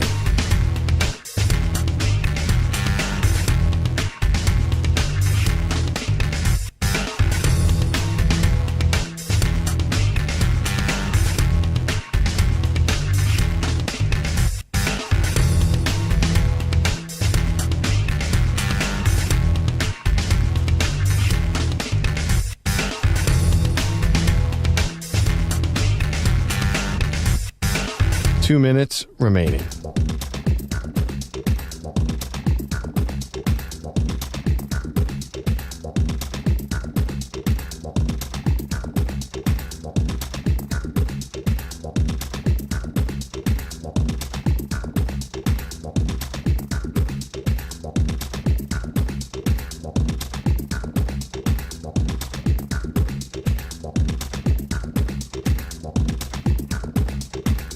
One minute, 30 seconds remaining.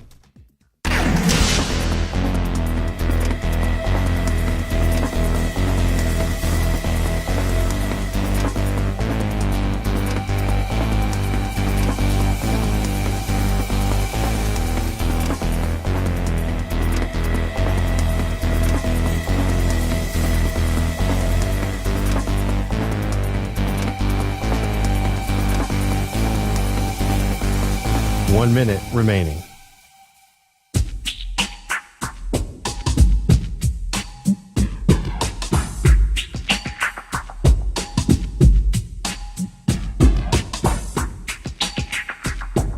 .45 seconds remaining.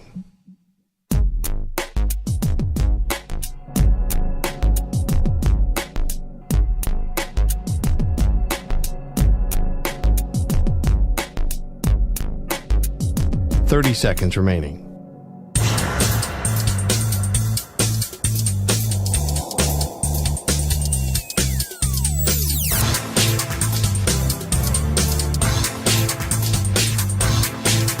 .15 seconds.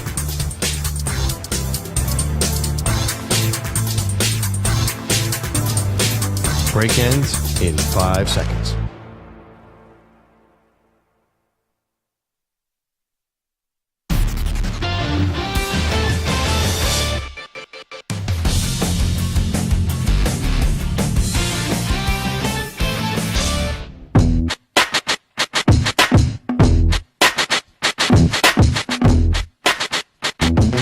Now back to the Zach Gelb Show.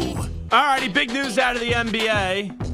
The Milwaukee Bucks have fired their first-year head coach, Adrian Griffin, and there's reports that Doc Rivers could be the next head coach of the Bucks. You can listen to Bill Ryder Monday through Friday on many of these same CBS Sports Radio affiliates from 10 a.m. to noon Eastern, and he also is a great insider for CBS Sports HQ, and Bill is kind enough to join us right now. Bill, we'll get to the Doc Rivers part of this in just a second, but just when it comes to Adrian Griffin, why did this not work in Milwaukee, even though the team is 30-13 right now?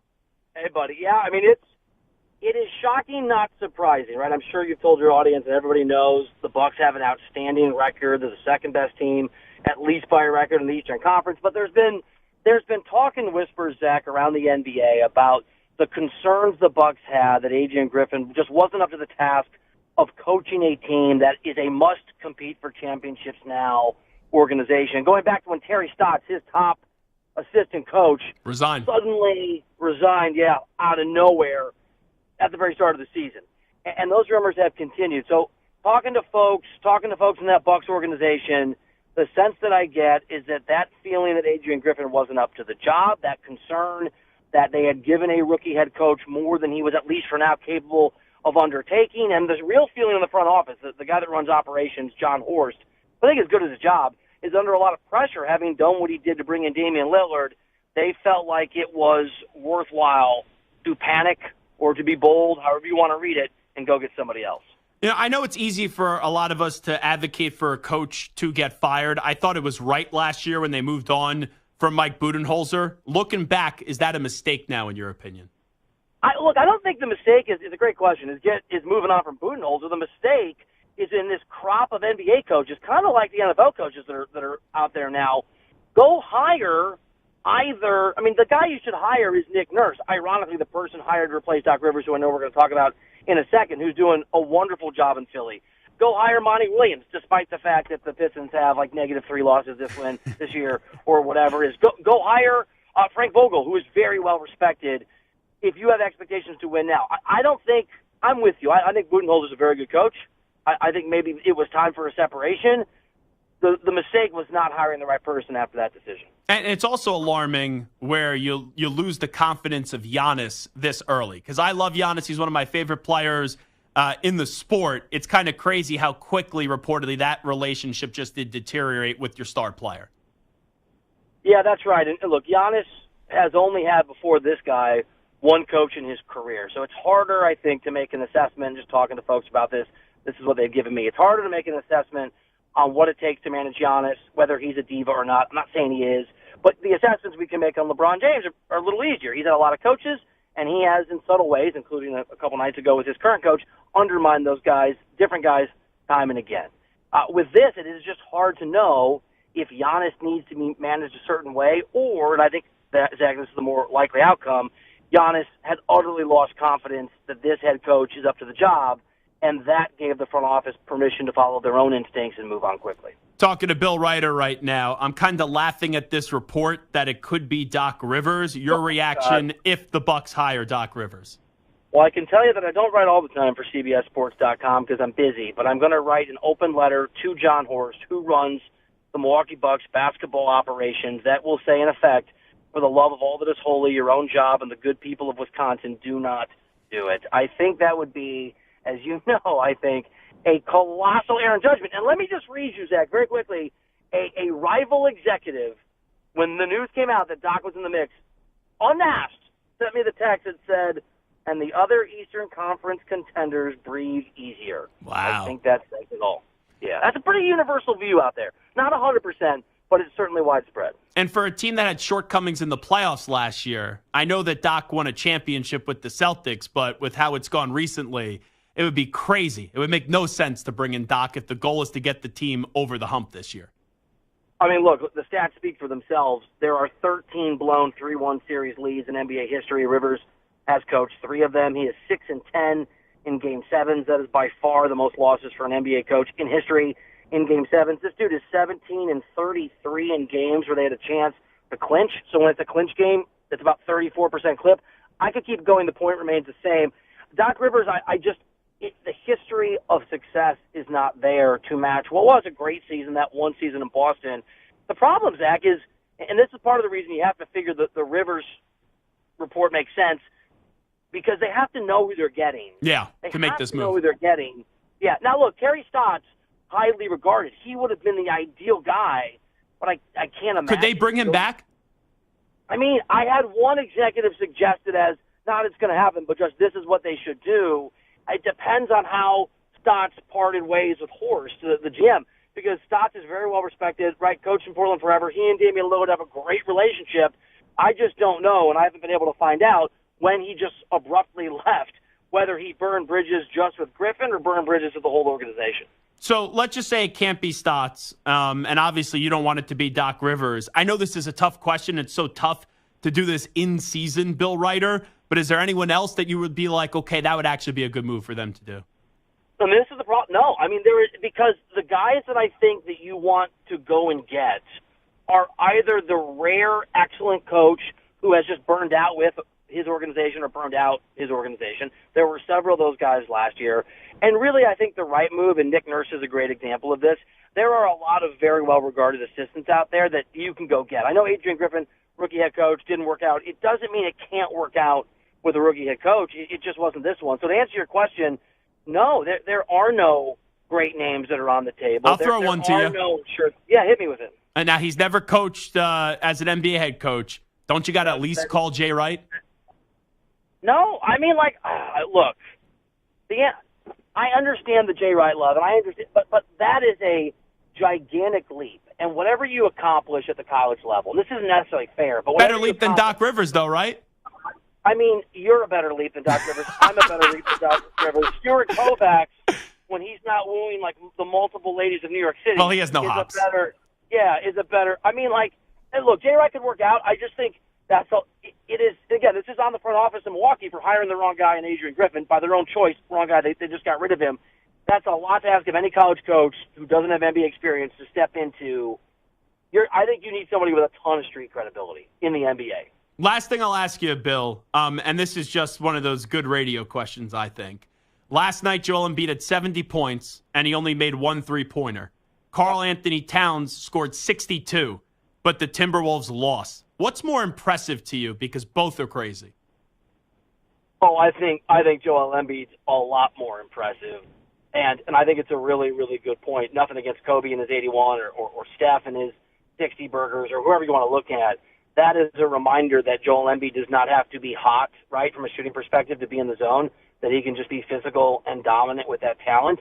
So I think it can carry over. Is he going to score 70 points in the playoffs? No, but I think it just shows that he is capable of putting that team on his back, and he got up for that Wemby game. I mean, I want to say nice things about people, so I'll say this about Karl Anthony Towns. 62 is great. You got to win the basketball game, and so does that basketball team when one of your guys goes off for a 60-burger. Yeah, that's what makes it so impressive that they lost. Like, you have 62 points and you lose a game. You know, how do you lose? And he sat in crunch minutes. Yeah. Weird. All right, he's Bill Reiter, CBS Sports HQ. You can listen to him Reiter Than You right here on CBS Sports Radio, 10 a.m. to noon Eastern. Bill, thank you. Appreciate it. Thanks, buddy. There you go. Bill Reiter joining us on CBS Sports Radio. And that's a tough spot there for the Bucks because you got to move on from your coach. You don't really have an internal candidate. So now you're going to bring in a retread of Doc Rivers. And that's where it looks like it's going to go. And for a team that's trying to get over the hump, like if this was 2009, 2010, 2011, all right, that would be a good move with Doc Rivers. But then seeing the collapses in LA, seeing the poor performances in the postseason in Philly, the guy just doesn't close out games now, and important games. And the thing about Doc Rivers, too, and I don't always think he was in the wrong here. You know, he wanted guys like Kawhi Leonard and Paul George to show up more. He wanted James Harden to show up more. His intentions were good, but relationships matter. And I do think it's easier to deal with Giannis Antetokounmpo and also Damian Lillard. But you just had a coach, and I get it, he was only 40-something games into a tenure, who ruined a relationship with Giannis Antetokounmpo this early. They had to make this move. So I don't even know if Doc Rivers can form a good relationship with Damian Lillard and also Giannis Antetokounmpo. But then once again, I would have to imagine Giannis is in on every decision here. He's in, and he's probably the driving force on why Adrian Griffin is no longer the coach. And when they gave the short list of guys that we can go pursue, you got to think that he was okay with Doc Rivers. And the fact that this name is already out there, I got to think the deal gets done. You know, Doc is doing ESPN right now with Mike Breen in the lead booth. He wants to go coach. All these guys want to go coach. It's probably better for the next 10 years if he stays as the color analyst on ESPN. But of course, you walk into a team that has championship expectations, you're going to take that. And I want to see Milwaukee win another title. I want to see Giannis and Dame succeed. But bringing in Doc right now, assuming that gets done, it's like, that's what it is. That's the reaction it gives. It's like, ooh, like I want to see this team do well, but you're bringing in a guy that does not perform well in the postseason. Ever since winning a championship, when you go back to to the late 2000s when he won the championship. So it's just one of those moves that you go, okay, you got to get rid of Griffin, but are you really getting that much better? So appreciate Bill Ryder jumping on board. It is the Zach Gelb Show on CBS Sports Radio. We'll take a timeout. We'll come on back. We'll update you on some of the biggest stories in the world of sports with some audio. We call that segment the News Brief. But here, standing by first with the latest CBS Sports Radio update, is Patty Boyle. CBS Sports Radio. Sports Flash. All right, Zach, the big news of the day from the NFL. The Raiders officially have their new head coach with Antonio Pierce. Now it appears they have their new general manager. Ian Rappaport and others reporting that the Raiders are working on a deal to make former Chargers GM Tom Telesco their new general manager. Telesco was fired on December 15th along with head coach Brandon Staley after the Chargers got annihilated by the Raiders, 63-21. Now he's staying in the AFC West to join them. In 11 years with the Bolts, Telesco's teams won 84-92 and went to the playoffs 3 times. After a big weekend of playoffs, per Adam Schefter, the divisional round game between the Chiefs and Bills averaged 50.4 million viewers, the most ever for either a wild card or a divisional round game. And the NFL has named Bill Vinovich as its lead referee for Super Bowl 58, his 3rd time as the head ref for the Super Bowl and 2nd in the last 5 years. Also major news in the NBA that came down in the last 2 hours. Zach was just talking about it. The Bucks are firing first-year head coach Adrian Griffin. Despite a 30-13 record and second-place standing in the Eastern Conference, the Bucks are ranked 22nd in defensive rating, have allowed the 6th most points per game this year in the NBA. Joe Prunty will take over as interim head coach, but Milwaukee expected to immediately seek a replacement. And, of course, Doc Rivers' name, the most popular of the bunch right now. I'm Pat Boyle. CBS Sports Radio.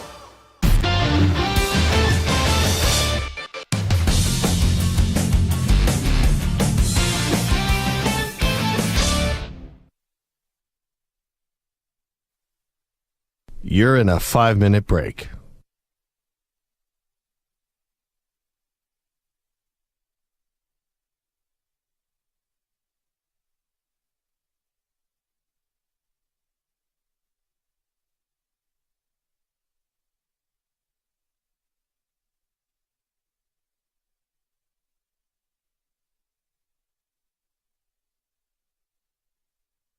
Four minutes, 30 seconds remaining.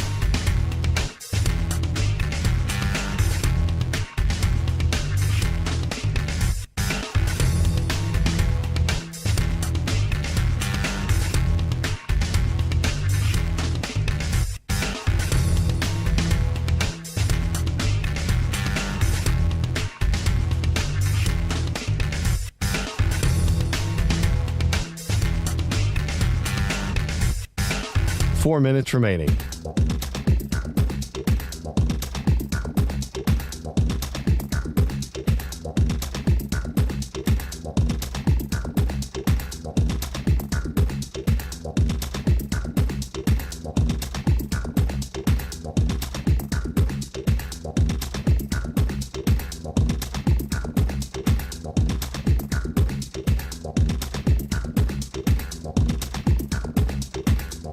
Three minutes, 30 seconds remaining.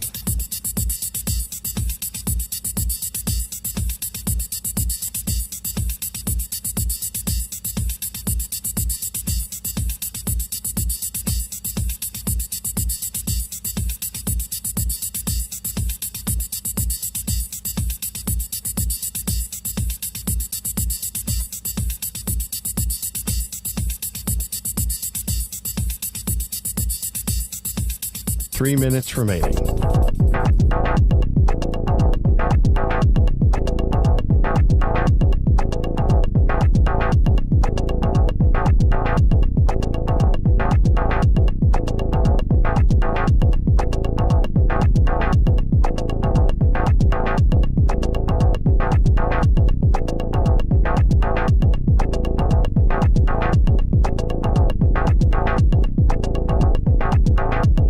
Two minutes, 30 seconds remaining.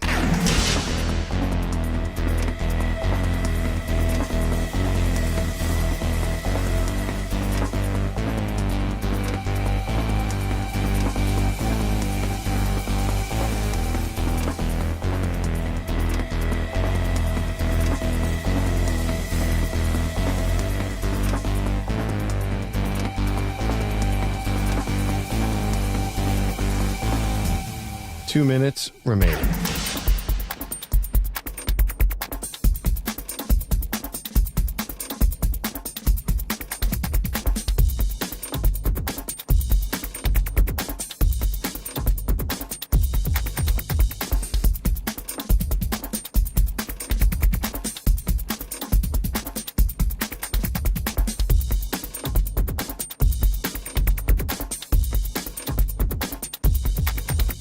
One minute, 30 seconds remaining.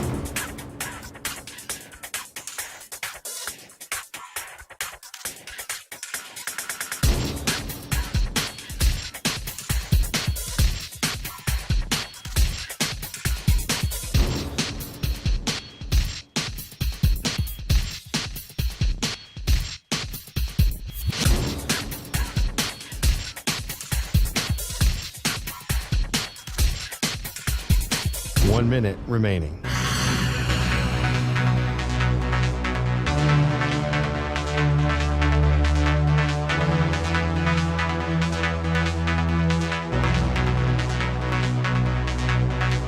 Forty-five seconds remaining.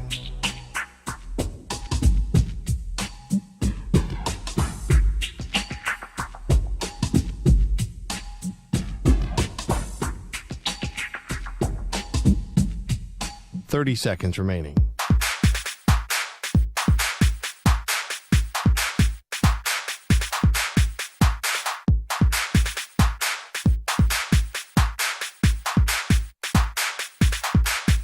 Fifteen seconds.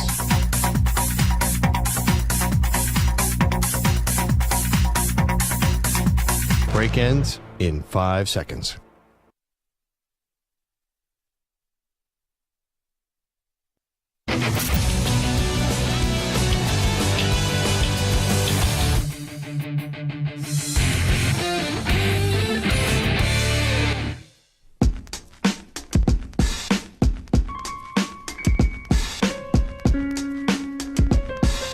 He's live. He's nationwide on CBS Sports Radio. Talking to the Pro Football Hall of Famer and Emmitt Smith. You don't have a Mahomes in Dallas. You got a Dak Prescott that's efficient a quarterback enough to throw the ball 35 times a game, maybe 40, maybe. You should have a running game that should balance that and create more opportunity for Gallups and everybody else to get down the field with play action if you run the ball effectively. If we believe in Tony Pollard that much to where we got rid of Zeke Elliott, well, damn it, use him. Does it annoy you that Zeke's not playing for the Cowboys? It does. Why? Why? Because I thought the 1-2 punch was awesome.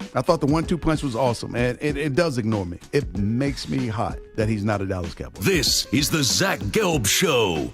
Here's your host, Zach Gelb. And this portion of the show is brought to you by Wesley Financial. Stuck in a timeshare and want out? Contact Wesley Financial Group now and get a free timeshare exit information kit at wesleyfinancialgroup.com. Time to update you on some of the biggest stories in the world of sports with some audio. Let's get to a news brief. Extra, extra, read all about it. Extra, extra, read all about it. Time for your daily news brief. We get you caught up on the rumors, reports, and reconnaissance from the day in sports.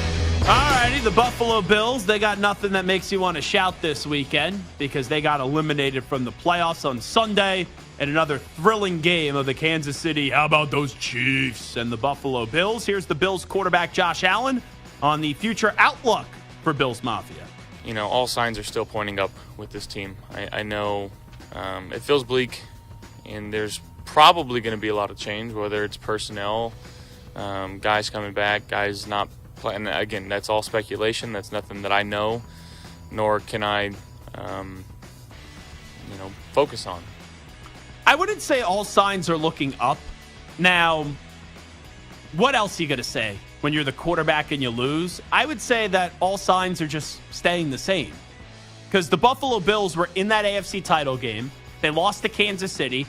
It was the start of something that we thought was going to be special, that was going to eventually lead to the Bills' first title. And I'm not saying those things can't ever happen, but the last 3 years, it's been divisional round loss to Kansas City, divisional round loss to Cincinnati, divisional round loss to Kansas City. So something seriously has to change. And I know there's salary cap restraints and all that. And you look at Stephon Diggs in the start of his decline. I don't know if he'll be back in Buffalo next year or not. I would assume probably yes, even though there's something there. But contractually, it's going to be tough to move on from him. Gabe Davis is probably going to depart in free agency. Really? The best way for Buffalo to fix this is Brandon Beane's got to go find a dog in the draft. He's got to go find an elite wide receiver in the draft, whether that's trading up future assets or doing what the Rams did. They had great scouting. They were convicted, and they had great conviction in a guy like Puka Nacua. And that was one of those guys, late round draft gem. You need to find an elite wide receiver, whether it's in the first round or it's later on. You got to hit on the next wide receiver that you draft. And I give them credit because last year a lot of people were like, oh, I don't get why they would draft a tight end in Dalton Kincaid. They drafted the best available player on their board. Dalton Kincaid was my favorite tight end coming out of this draft class. Now, we got to make sure that he gets to where he's supposed to be. He showed some signs down the stretch that he's going to be a very good football player for them, and health has always been a concern going back to his days at Utah. But so far, the best tight end from that draft class was Sam Laporta. Sam Laporta has had a phenomenal rookie season. But if they don't hit on a wide receiver where you could still have whatever's left of Diggs' career, it was still a 1,000-yard, 1,100-yard receiver this year, and you complement him with another young pass catcher with Dalton Kincaid, that's a way you could find a way to do a quick fix and get this team back moving in the right direction so all signs do point to up instead of saying the same. Now, there's also been a conversation about Sean McDermott. I think Sean McDermott should get fired. I don't think he will. I do think it's time for a new voice, but this is the quarterback, Josh Allen, on his head football coach and Sean McDermott. I thought he did a great job, and I think he had a lot on his plate this year. Us being 6-6, never panicked once throughout the season. You know, a lot of BS that happened too off the field that shouldn't have happened, but we rallied around him, and you know, he did a lot of really great things for this team this last year. A lot of BS that happened off the field that was caused because of Sean McDermott years ago saying stupid things. I think Sean McDermott's a good football coach. I think Sean McDermott has done all that he could and a lot of good work in Buffalo. But I do feel with the elite candidates that are out there, Belichick, I know Harbaugh's looking like he's going to the Chargers, but that's not done yet. Pete Carroll, you know, even a Mike Vrabel, I think there's better options than your current coach and Sean McDermott, but I don't believe the Pagula family is going to get rid of him because the Pagula family right now, they're happy where they are, and they are afraid to see what life is like without Sean McDermott.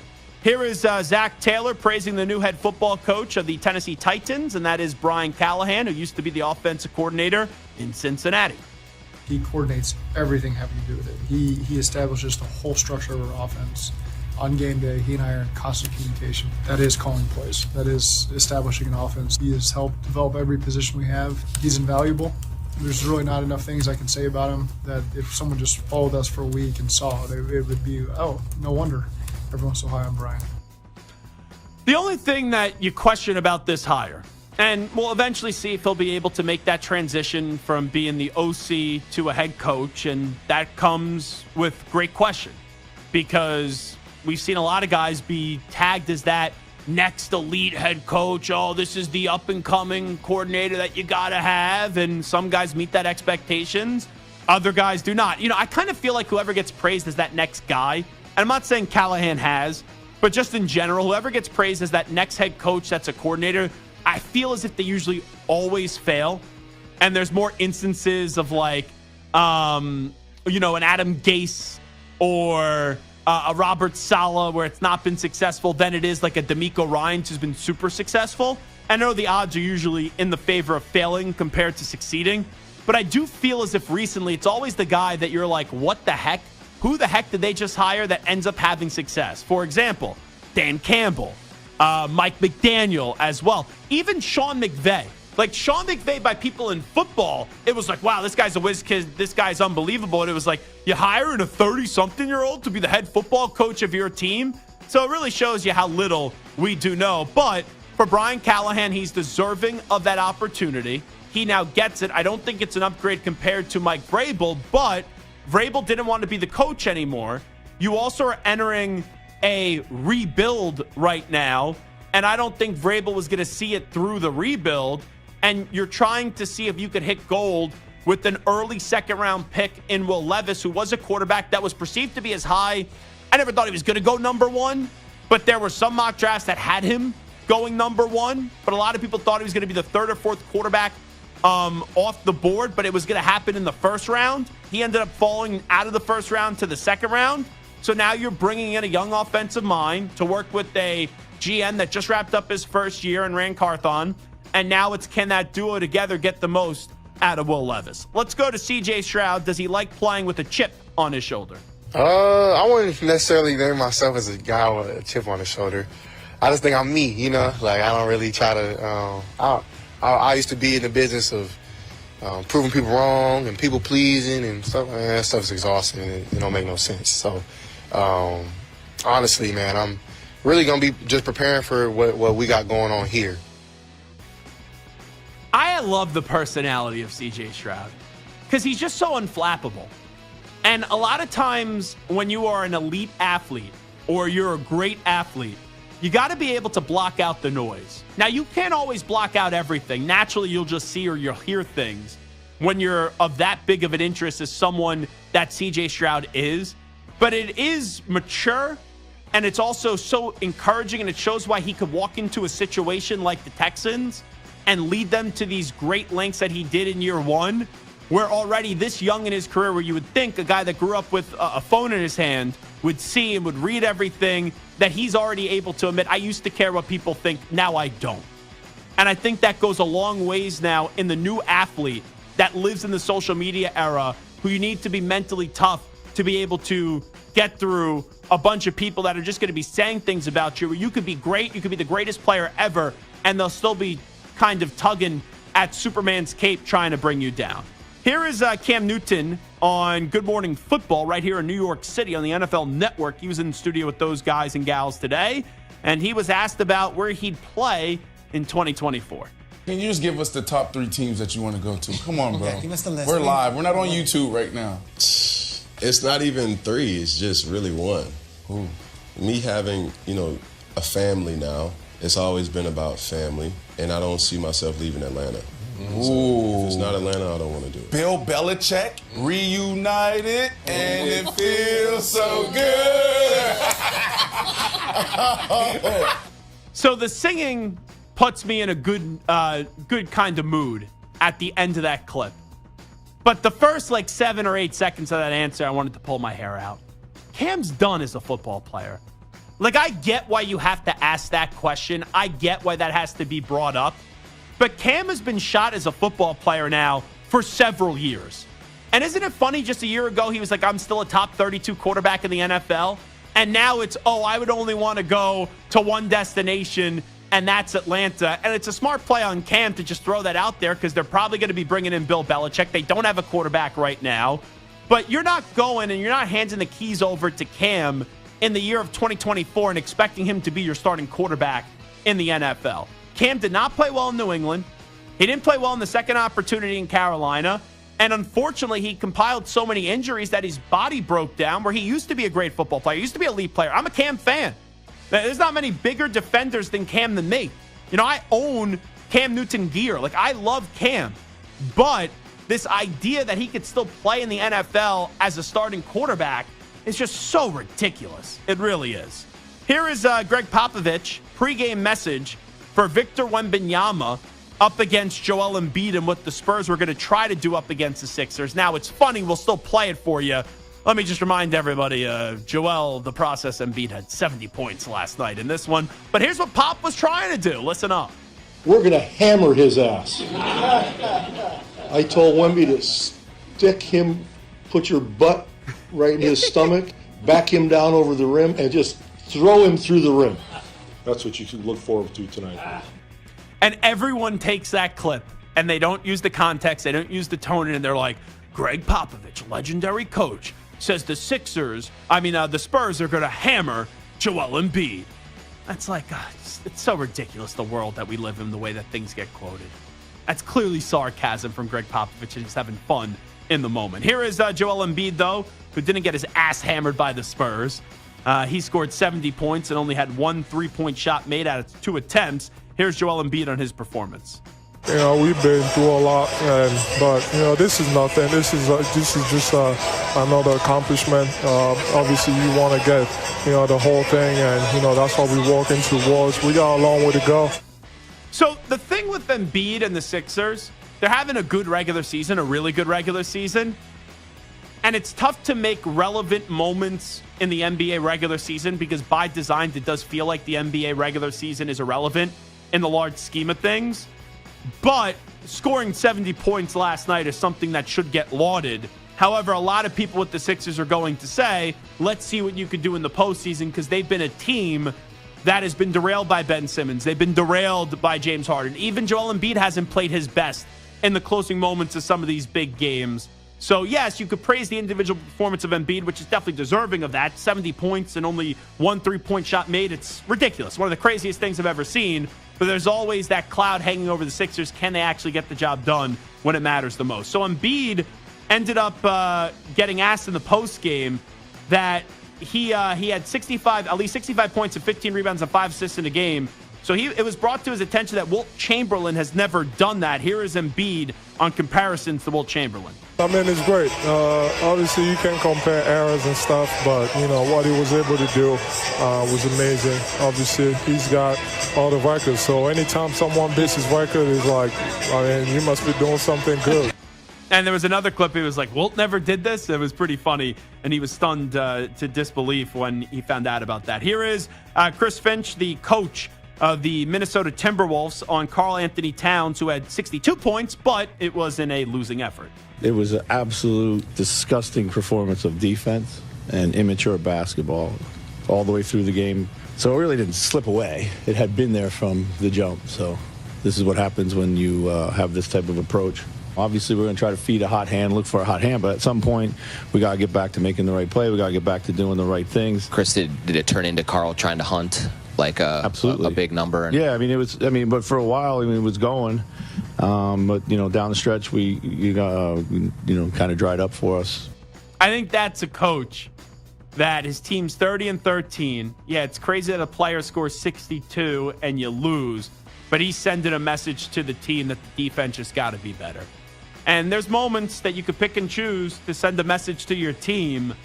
I don't think anyone sounds good on any side, regardless of what you say, when a player scores 62 and you end up not finding a way to win the game, especially with the horrible opponent that they were going up against. Like, that's the other thing. It wasn't like you were playing another great team. You were playing a bad team, and when you were going up against the Hornets, who that was their 10th win of the season last night. So that's that. All right, that's the news brief. It is Zach Gelb Show on CBS Sports Radio. We'll take a break. When we come on back, the 5 most disappointing storylines from this past year in the National Football League.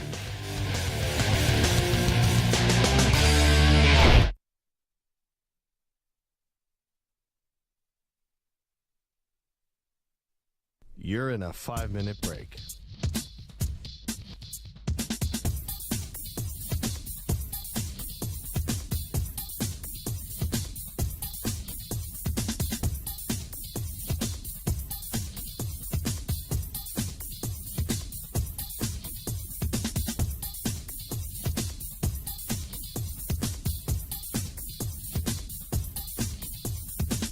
Four minutes, 30 seconds remaining.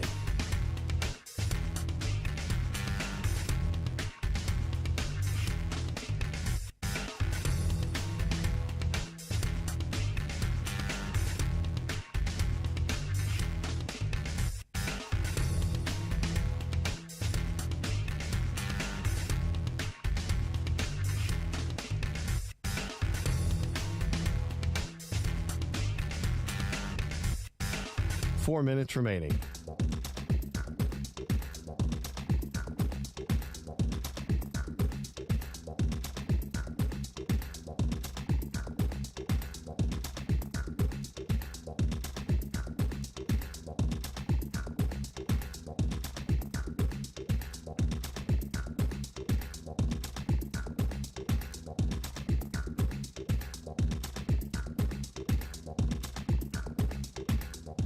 3 minutes, 30 seconds remaining.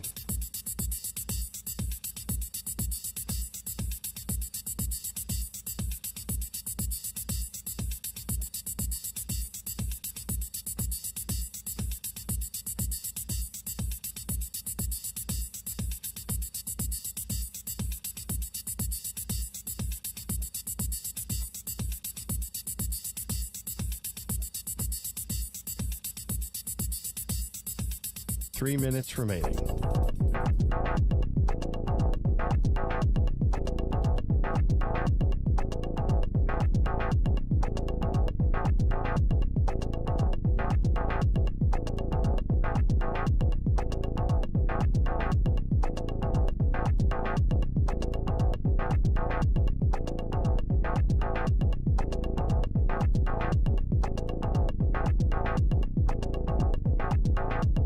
Two minutes, 30 seconds remaining.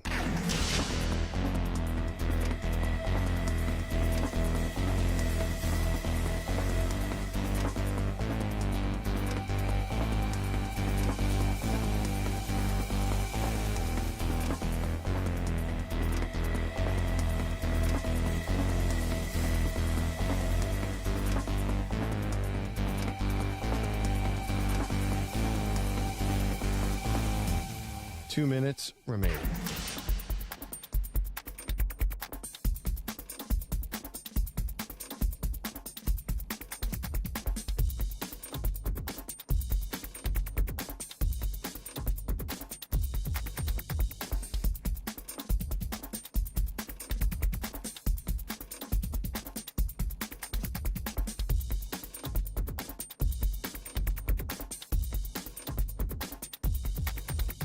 One minute, 30 seconds remaining.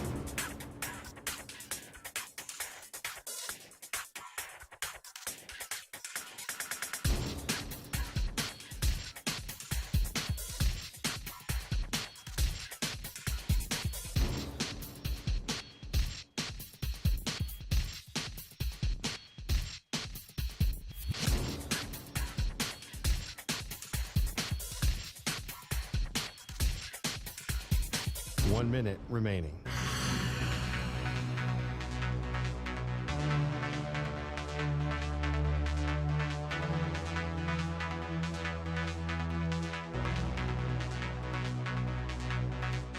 Forty-five seconds remaining.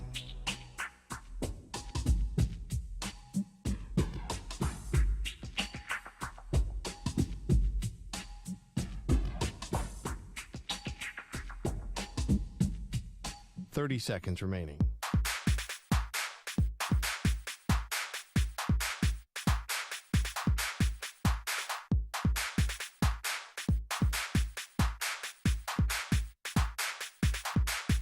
Fifteen seconds.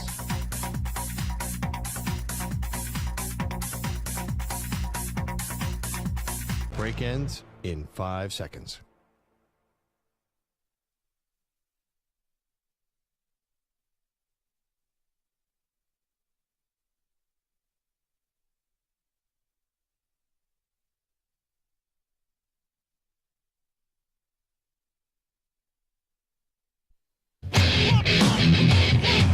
He's live.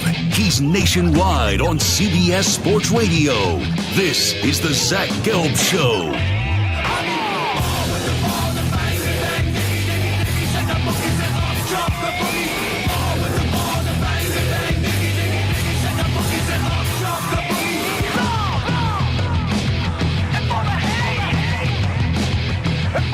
Here's your host, Zach Gelb.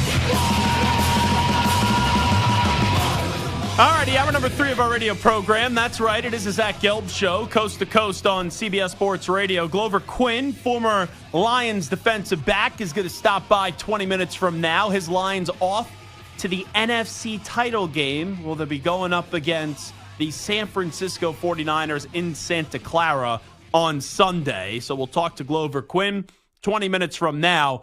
But with pretty much the NFL season being over, coming to a close, you got 3 more games when it comes to the AFC title game, the NFC title game, and then the big Super Bowl in Las Vegas 2 weeks from now. I just want to take a look back at this NFL season. And there's been a lot of positive, but there's also been a lot of disappointment. And I want to go through my list of the top 5 most disappointing storylines from this past NFL season. We'll start at number 5 with Stephon Diggs falling from elite status. The Buffalo Bills were a team that were doubted going into this season, but we were going to find out a lot about the Buffalo Bills. And when they get backed into a corner from where a year ago, they were everyone's pick to go win the Super Bowl and get to the Super Bowl. And then when they came up big in a big-time way short, what were they going to be the following season? And the start of the season was rocky, right? It got going in the offseason with Josh Allen, Stephon Diggs, and Sean McDermott having some problem. And the season started with the 6-6 record. Then they had their bye week after that crushing defeat to Philadelphia where they lose the game in overtime. And out of that, they were undefeated the rest of the regular season. They got the 2 seed in the AFC. They won their first playoff game up against the Steelers, and you finally were getting the Kansas City Chiefs at home. But you look back at Stephon Diggs, and you could say, Zach, he had a fine season, right? Over 100 catches, over 1,100 yards, had 8 touchdowns. But the Bills needed an elite weapon on their offensive side of the ball outside of the quarterback in Josh Allen. By design, that is supposed to be Stephon Diggs. And going into this year, everyone would have viewed Stephon Diggs as a top 5 to 7 receiver in the NFL. And Stephon Diggs this season, even though his numbers still suggest he's a really good player, his numbers were really empty in the last 2 weeks or the last 2 months of the season. You know, I know everyone gets on Josh Allen for the 2nd and 9 play. He's not wrong. You know, you're not wrong for doing that. I've crushed him for that. And also on 3rd down as well. But to open up that drive, he threw a bomb. And Stephon Diggs, who gets paid elite wide receiver money, he's got to catch that football. And he didn't. But you look a deeper dive into the numbers, and you take a deeper dive into the numbers on what suggests it's a good season, but you can't have your number 1 pass catching option not register a 100-yard game since week 6. You can't have your number 1 pass catching option not have a touchdown since week 12.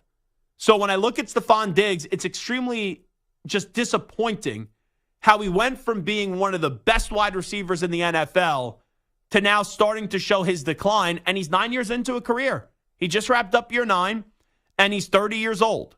So I don't think there's going to be many better days for Stephon Diggs in the NFL. So that's 5. In at number 4, when we discussed maybe who could be the 3rd best team in the AFC and the NFC before the season started, there were 2 teams. I don't want to say they were dark horse teams, but they were expected to be playoff teams and potentially be threats come postseason time. Those 2 teams, both of them ended up missing the playoffs.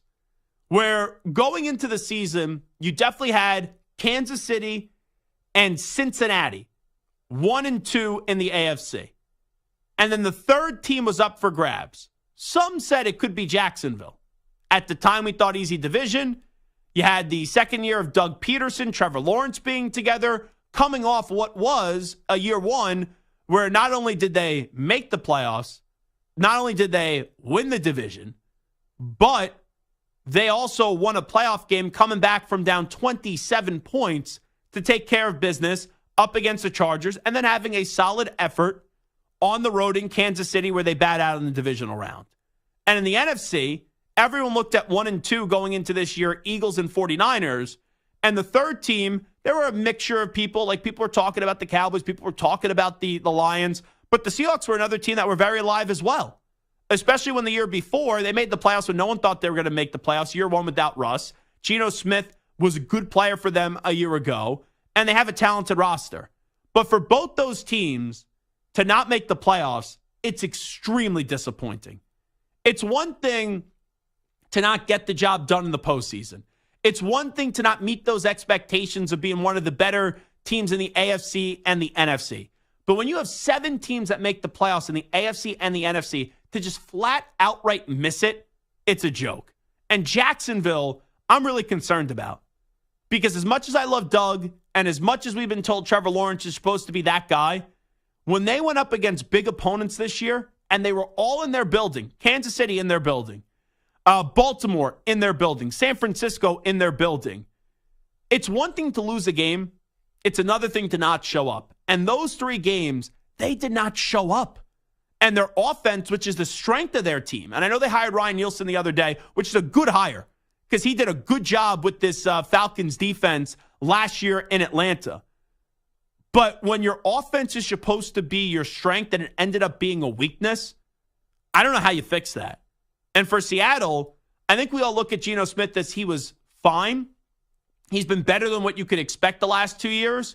But with the talent that they have, you got to make the playoffs when you have a Lockett, when you have a Metcalf, when you have Jackson Smith and Jigba. And I think even though Geno got rewarded like he was going to be their quarterback, no one actually believes that Geno Smith is the long-term answer in Seattle. In at number 3, the Chargers. The Chargers, before the year, it was very easy to say, with Brandon Staley as their head coach, they won't be successful. And I went into last year, I said it right after the playoff choke, when they had a 27-point lead and couldn't slam the door shut up against Jacksonville. The Spanos family will bring Brandon Staley back, but they shouldn't. Because once you blow a game like that, when there were already big-time questions about you as a head coach, there was no recovering from that. But to see the Chargers not only fail this year, but to bottom out, that's the point that makes them so discouraging and makes them so disappointing. Because probably going into this year, even if you were a critic of the Chargers, the worst you could probably predict them was 9-8, right? Like, I think that's fair to say. Even if you weren't buying in on the Chargers and you were going to say that they were going to miss the playoffs with the talent that they have, all right, 9-8. They were 5-12.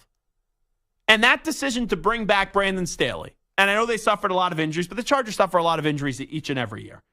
But to bring back Brandon Staley, you got to see how unpopular Brandon Staley really was in that locker room.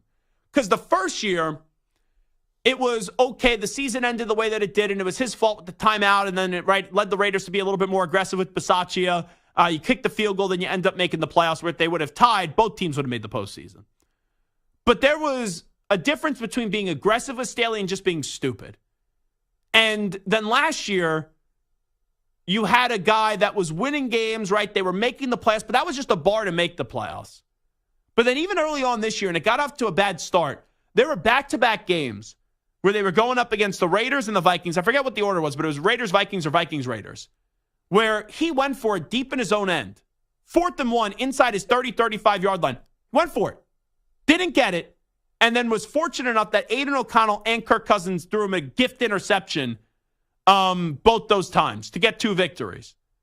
So when you're doing those things and you're not showing that you learned anything from your previous blunders, and he actually had the benefit where the guys in the locker room didn't publicly rip him the first 2 years, but you knew there were questions. Like whenever you talk to Chargers players, and we talked to a lot of them, they were saying things about Brandon Staley, but you know that it was just out of saying the right things. You never actually believed what they were saying. And to see this year it all unravel, looking back, it shouldn't be surprising, but it is surprising that a team with that much talent could only get 5 wins in the NFL. Because I was someone that was pessimistic about Staley, but I still thought the Chargers could be a playoff team, and I still thought they could win 9-10 games because of the talent that they had. But when you have a coach that's a disaster, it could derail your entire season, and that's what happened with the Los Angeles Chargers. And at number 2, it's the injuries, and we had a lot of injuries to big-time quarterbacks this year, but the 2 in particular, Joe Burrow and Aaron Rodgers. The most covered story in last offseason was the future of Aaron Rodgers. Heck, the last 3 off seasons, it was Aaron Rodgers this, Aaron Rodgers that, Aaron Rodgers this, Aaron Rodgers that. To see Aaron Rodgers tear his Achilles 4 plays into a season was just devastating. And not only that, it's like the writers to Curb Your Enthusiasm couldn't even write that script. Because Jet fans have been tortured. Jet fans have been beaten down. They've been tarred. They've been feathered. Like, the Jets are a joke. They're a circus.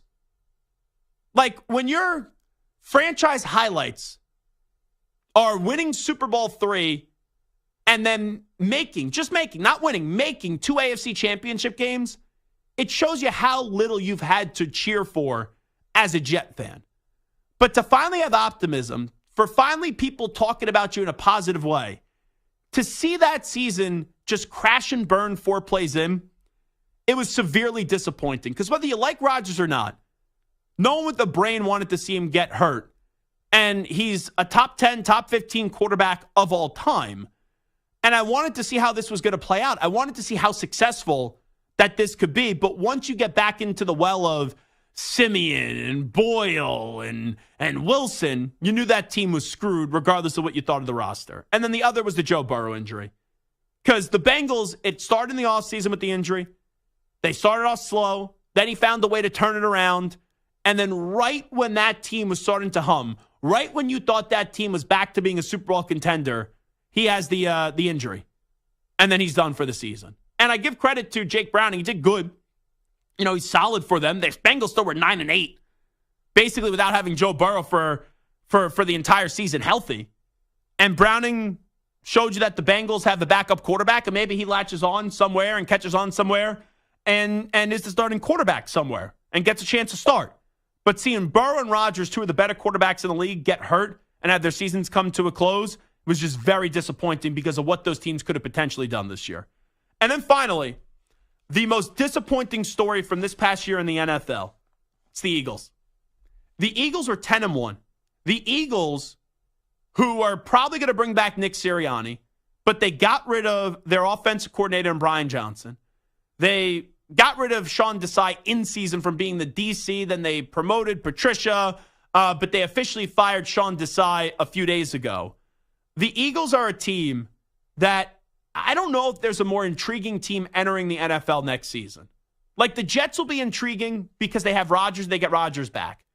But you look at the Eagles, and I don't think anyone's going to pick the Jets to win the Super Bowl next year. But you look at a team like the Eagles, they almost won a Super Bowl a year ago. You had Jalen Hurts played at an MVP level. You had Jalen Hurts outperform Patrick Mahomes in the Super Bowl, even though you lost. And coming off a Super Bowl loss, you usually see teams the next year take a while to recover. They were 10-1. And I know there were flaws. I know there were signs that they weren't as strong as they were a year ago, even when they were 10-1. But no one could have predicted 1-6 down the stretch. No one could have predicted that. And it got ugly. It got heated. It got nasty in that locker room. And now you're bringing back Nick Sirianni, who in 3 years has made the playoffs 3 times, exceeded all expectations, and got that team to a Super Bowl. But this year was a disaster for Nick Sirianni. And rarely would I advocate firing a head coach that has been in the league 3 years, that has made the playoffs 3 straight times, and got the team to a Super Bowl. But I don't see how you bring Sirianni back. They are. They're going to speak tomorrow. Howie Roseman and Nick Sirianni, they'll make it official. So barring something going crazy in the next few hours, Sirianni's going to be back. And I'm just wondering, what is the greatness of Nick Sirianni? Because he had opportunities to take over the play calling. He didn't do that. Now you're bringing in a new offensive coordinator. You're bringing in a new defensive coordinator. And you had a head coach who lost his locker room.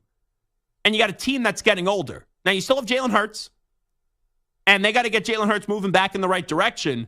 But that Eagles choke job is one of the worst choke jobs I've ever seen in the history of the NFL. To go from 10-1, looking like you're going to go back to a Super Bowl, to getting 1 win down the stretch and losing in the wild card round, that's as bad as it gets in a year where the NFL has been wide open.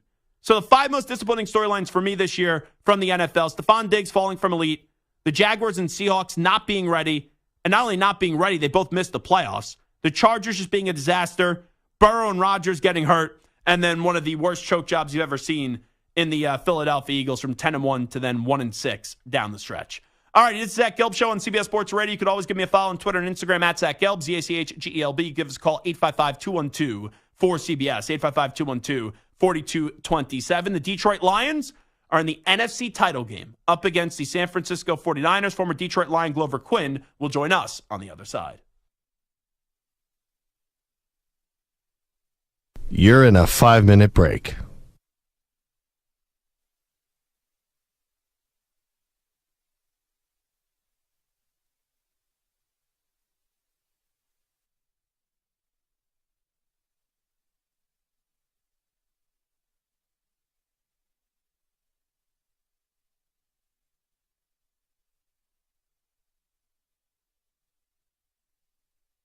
4 minutes, 30 seconds remaining.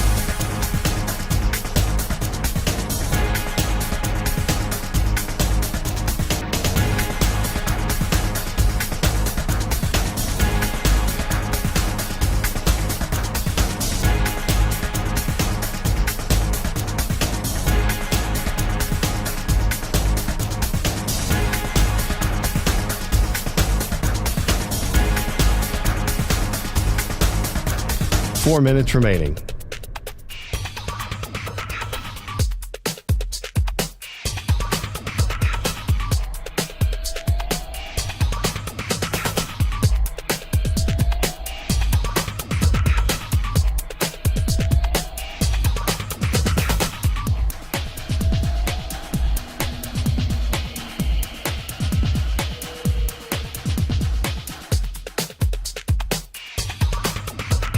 Three minutes, 30 seconds remaining.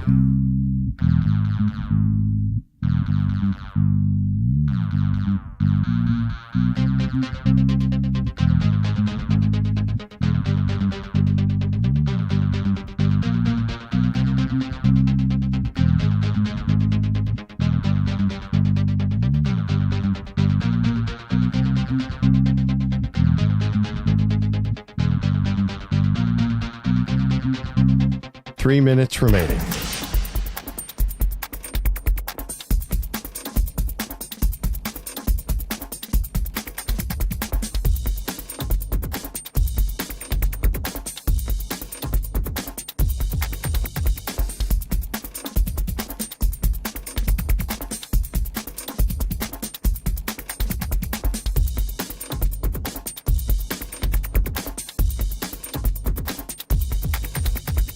Two minutes, 30 seconds remaining.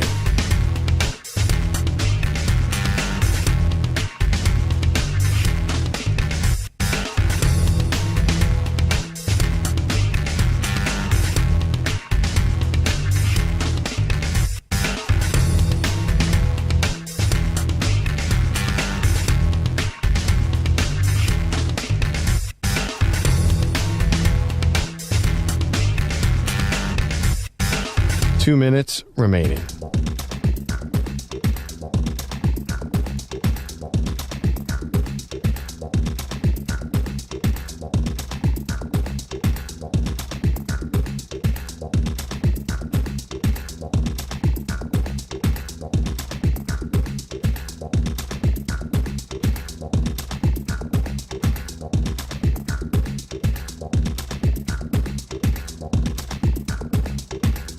One minute, 30 seconds remaining.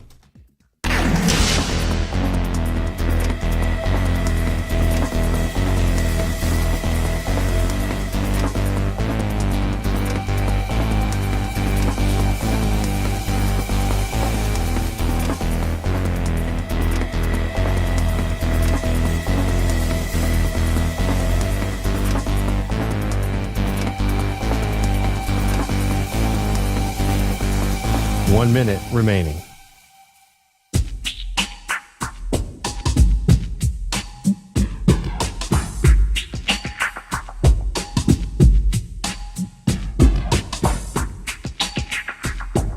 .45 seconds remaining.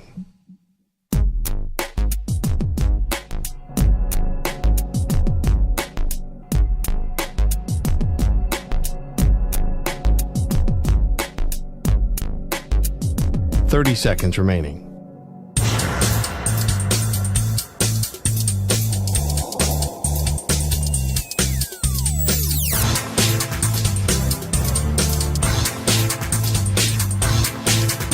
.15 seconds.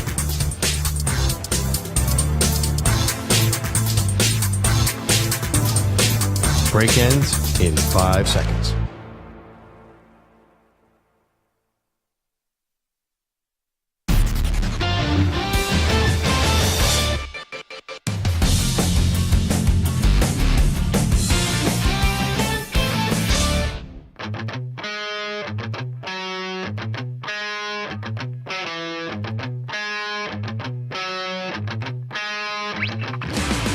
Now back to the Zach Gelb Show. All righty, rocking and rolling. It is the Zach Gelb Show, coast to coast on CBS Sports Radio. We are counting down the days until Conference Championship Sunday.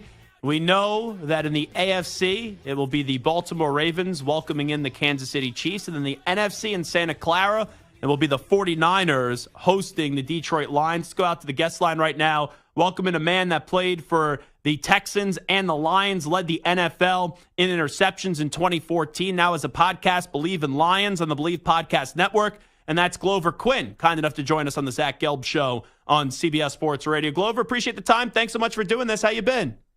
Man, thank you guys for having me. I've been great. So, Lions in the NFC title game. Like, going into this year, I was wondering, would the Lions meet the hype? Because, man, they had such a strong finish at the end of last season, and everyone was picking them to be that team. I was just wondering if they were ready. Why has this year worked out so well for them when you look to where they are right now? Because they were ready last year. It just happened too late, and that's a part of the process. They had to learn. They had to soak in that moment. They had to see that we could do this. You know, going to Green Bay last year in that last game of the season and getting that win in the game that for Green Bay, it meant going to the playoffs. For the Lions, it just meant knocking Green Bay out the playoffs. But I also think it meant mentally getting over that hurdle of the team that's been the monsters in the conference. You know what I'm saying? We've had plenty of opportunities, at least my years there. We had 2 opportunities to win the division title, and it was a winner-take-all game against Green Bay, and we lost both times. And so being able to go to Green Bay and get that win and then just kind of ride that momentum all the way through the offseason, from free agency to the draft. I mean, look at the draft that they had. Jahmyr Gibbs, Sam Laporta, Jack Campbell. Like, man, tons and tons. Brian Branch, just guys that came in ready to play, hungry, contributed all year. Big members of the team. And so I think they had to go through that last year and see, like, they could do it. I think the hype coming off the Hard Knocks and going into the season was probably a little too much, and they didn't handle it well. And then once they got rolling, this year, I think they understood what had to be done. They were ready for the hype. It was more about them instead of the hype. They've kept the focus really honed in onto who they are and what they're trying to do. And, you know, they were able to win some games and get on a good roll. And the way it played out is perfect. They started out fast, got some wins. You go through that little lull of the season. They lost some, didn't play great. And then they came back out on the other end, and now they're playing as good, if not better, than anybody else. And like you said, Glover Quin, like you were on some good Lions teams, but they always have that cloud hanging over them for what the franchise has been for the majority of their time in the NFL. And like, let's just be real about it. It takes a special person, and it takes a different person to change that kind of conversation. And when you first heard Dan Campbell speak, you were like, all right, clearly a football guy, clearly a maniac, but was he going to be able to coach?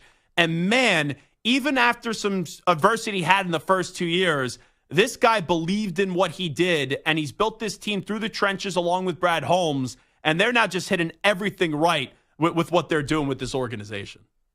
Yeah, I mean, you know, he's came in and you know, everything that Dan Campbell embodies. You know, you look at his career, just a hard-working guy.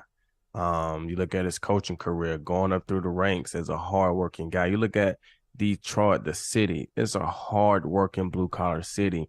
And sometimes you can have coaches that really don't fit the city. They don't fit the vibe, the makeup of the team, the organization. And I think that's what you saw with Matt Patricia. And it just didn't mesh. And I think Dan Campbell, his vibe, his energy, his appreciation, all those things just vibe, his grit mentality. It just vibes well with the city, so the city can get behind it and feel like they're a part of it. They've got the right guys in that embodies the same mentality. Just a lot of guys that's hungry and want to play the game of football and play it the right way. And on top of that, they're really talented guys. And, you know, he's got that team playing at a level and believing that they can win every single game. I think they really take on that mentality, and when they step on the field, they feel like we can win this game. There's not the Lions are going to beat themselves, or, no, we're going out to win this game, and that's a great feeling to have. Talking to Glover Quin right now on the Zach Gelb Show on CBS Sports Radio. And like you look back at Matt Patricia, the my way or the highway approach doesn't really work anymore in the NFL. But then on the other side, when you're a player's coach, you can't be a doormat. That's what I think makes Dan Campbell such a good blend, is that he's more of a player's coach, but he's clearly not a doormat like, let's say, someone like Nick Sirianni is with the Philadelphia Eagles. It is crazy what he's been able to do, and to just see the way that they're playing right now. It's impossible to not like this Lions team and not root for this team unless, you're a fan of the 49ers this weekend. You know what? It's actually funny that you say that about the players coach, because I tell people this all the time. It's hard for people to be a players coach unless they really have the knowledge and have been around, or they played. Otherwise, you don't know how to be a players coach. You think you know, and they turn into doormats because they feel like they just got to let players do this or do that or whatever, so they could be seen as this cool guy. Oh, he's a player coach. Oh, Nick loves us. And I don't even call Nick name because I don't even know Nick Sirianni like that. Mm-hmm. But just saying, oh, he loves us, man. He lets us get away with this or that. Or, yeah, that's fun on Mondays and Tuesdays, but it sucks on Sundays when you're getting your teeth kicked in. That's not necessarily what a player's coach is. Dan Campbell played the game. He understands. So he understands what players need, what they want, how to connect with players. And that's how you be a player's coach, connecting with your team, demanding a respect, demanding a level of work, but it's a connection that you have to where you understand what they're going through. You understand what it feels like because you've been there. Very few people can do that. And so, yeah, you kind of look at some hires that are being made now, like Antonio Pierce and Gerard Mayo. Like, I see a lot of what the Lions have with Dan Campbell that now teams are trying to emulate with both those guys ended up getting the head coaching jobs with the Raiders and the Patriots. Yeah, and you look at D'Amico Ryans. Yeah, that's a great thing, point. Right? Guys that's played the game, smart players, hardworking players, right? A lot of times those guys know how to communicate. You know, D'Amico, Mayo, Antonio, all those guys were linebackers. So they communicated with the whole defense. They had to. They were the play callers, right? And so they're probably smart guys, tough, physical, and that's the mentality. But they're also young enough to they can connect with this younger generation of players. It's a new league. It's not the same league as it was even when I first got in 2009. It's a different league. So having these younger coaches who can understand these younger kids, how they're being raised, how they're being brought up, and then being able to connect with them at the professional level, I think these younger guys, they're going to connect and vibe way better with a younger coach than they are with an older coach. I mean, you look at what D'Amico did. He took almost the same Houston team, except for C.J. Stroud and, Will Anderson. And I get it, those are key pieces. But Lovie Smith and David Culley almost had the same, and they couldn't get it done because I feel like they couldn't connect. I live here in Houston. They couldn't connect. And D'Amico comes in, and it's just a totally different energy. You know what I'm saying? You look at what Antonio Pierce did in Las Vegas. It's just a totally different energy. Like, those guys can connect. They're out there smoking cigars in the locker room. Like, they're having a great time. Like, I get it. It is what it is. And so I think you're seeing a lot of that. And Dan Campbell is one of those guys. He played the game. He understands it. He's not too old. He's young enough to be able to do up downs with his team, to run with his team. He's a in shape guy. He's probably in there lifting weights with his team. Like, all those things, players love that because you're not making them do anything that you can't do, and you're not making them do anything that you probably haven't done. It's very difficult for certain coaches to sit over there and make you do stuff, and you're looking at them like, you can't even do this. Like, you're asking me to do something that you can't even do. You don't even have a clue of how to do it. So I think that's one thing that makes Dan Campbell really special. since you brought up the Texans, I know you started your career with them. You being, right, a secondary player, defensive back, safety, Glover Quin here with us on the Zach Gelb Show. Just what stood out to you the most with what a rookie quarterback in C.J. Stroud did in year one in Houston, having to go up and defend so many quarterbacks for so many years? I mean, I think he did a phenomenal job. You know what I'm saying? I think, when you look at, I think his interception rate for the season was, I think he only had like 5 or 6 interceptions on the season. You know what I'm saying? Like, that's incredible for a rookie, but I think a lot of that goes with the coaching as well, not putting him in situations where he has to throw the ball 30, 40 times and throwing interceptions. So being able to run the ball, lean on your defense, have an offense that he can easily learn and pick up and play to his strengths. I think that's been great, but I think that shows his demeanor, his pause, his presence, his understanding, his want to learn, his ability to learn. And those young guys, Will Anderson on the defensive side and C.J. Stroud, when you get drafted like that, everybody in the locker room knows that those guys are the future. Those guys are the pillars. So any veterans that you have in the linebacker room, on the D-line room, it's not their job to not help Will Anderson, because he's the future. You're better off helping him than trying to go against him, because they're going to get you out of here before they get Will out of here. He's the future, right? Yeah. Like anybody on the offense, you guys should be trying to help CJ, because those are your future guys, offensively and defensive. They made that statement. We got a new coach, and these are our guys, period. And so I think everybody on the team has bought into that, and they rallied behind those guys and rallied behind CJ for sure. And it was just an incredible year to go from 3 wins last year to make it into the division round this year with that type of momentum, with a rookie head coach, a rookie quarterback. I think the sky's the limit for those guys. I think the biggest thing is obviously tough going from year 1 to year 2. There's film out there on you guys now from a coaching staff, from a player staff. I mean, player's point of view, and, game plans will be different next year, being able to, prepare more for CJ. So the expectations will be high again next year. They'll probably be higher because you did so well this year. You came off offensive rookie of the year, more than likely. I think he won some offensive rookie of the year today. I saw. So the expectations are going to be higher. So they got to just prepare for that and understand that it's going to be a journey. You look at Jalen Hurts in Philly, last year had a phenomenal year. This year wasn't as great, right? But the expectations are higher. The league is better. They're ready for you. And so being able to, stay great through all of that will be tough, but I'm sure they can handle it. And D'Amico is a guy that can help them. But I tell people all the time, that's why it's hard to downplay somebody's greatness when they've done it for so long, because you don't understand, people sit here, and I know I'm jumping from different things, but it's just all relative, because they talk about LeBron James and he just got stats because he's been in the league for 21 years.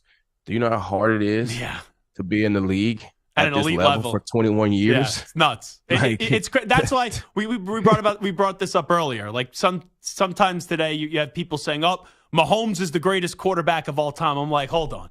Did we just forget Tom Brady played in the NFL for 20-something seasons and won 7 Super Bowls and beat Mahomes in an AFC title game and then also a Super Bowl? Like, as much as I love Mahomes and how ridiculous he is, Glover Quin, it's like, let's make sure that he's going to be able to do this for 15, 20 years and unfortunately not get hurt, along those nature too, because the durability part is massive.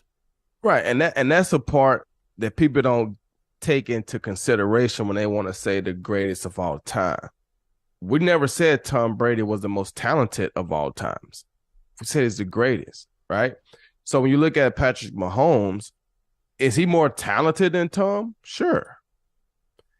But to be able to do it, if Patrick Mahomes can stay at this level for 15 more years, then he'll probably be greater than Tom because he'll probably have more Super Bowls. He's already been to 6 AFC championship games in a row. He's been to 3 to 2 Super Bowls already. I doubt he makes it back there this year. I think the Ravens will beat him, but he's been in 6. So if you continually going to the AFC championship games every single year in Super Bowls, you're going to win 1 or 2 here or there. And over the course of 20 years, you get 5 or 6 or 7, right?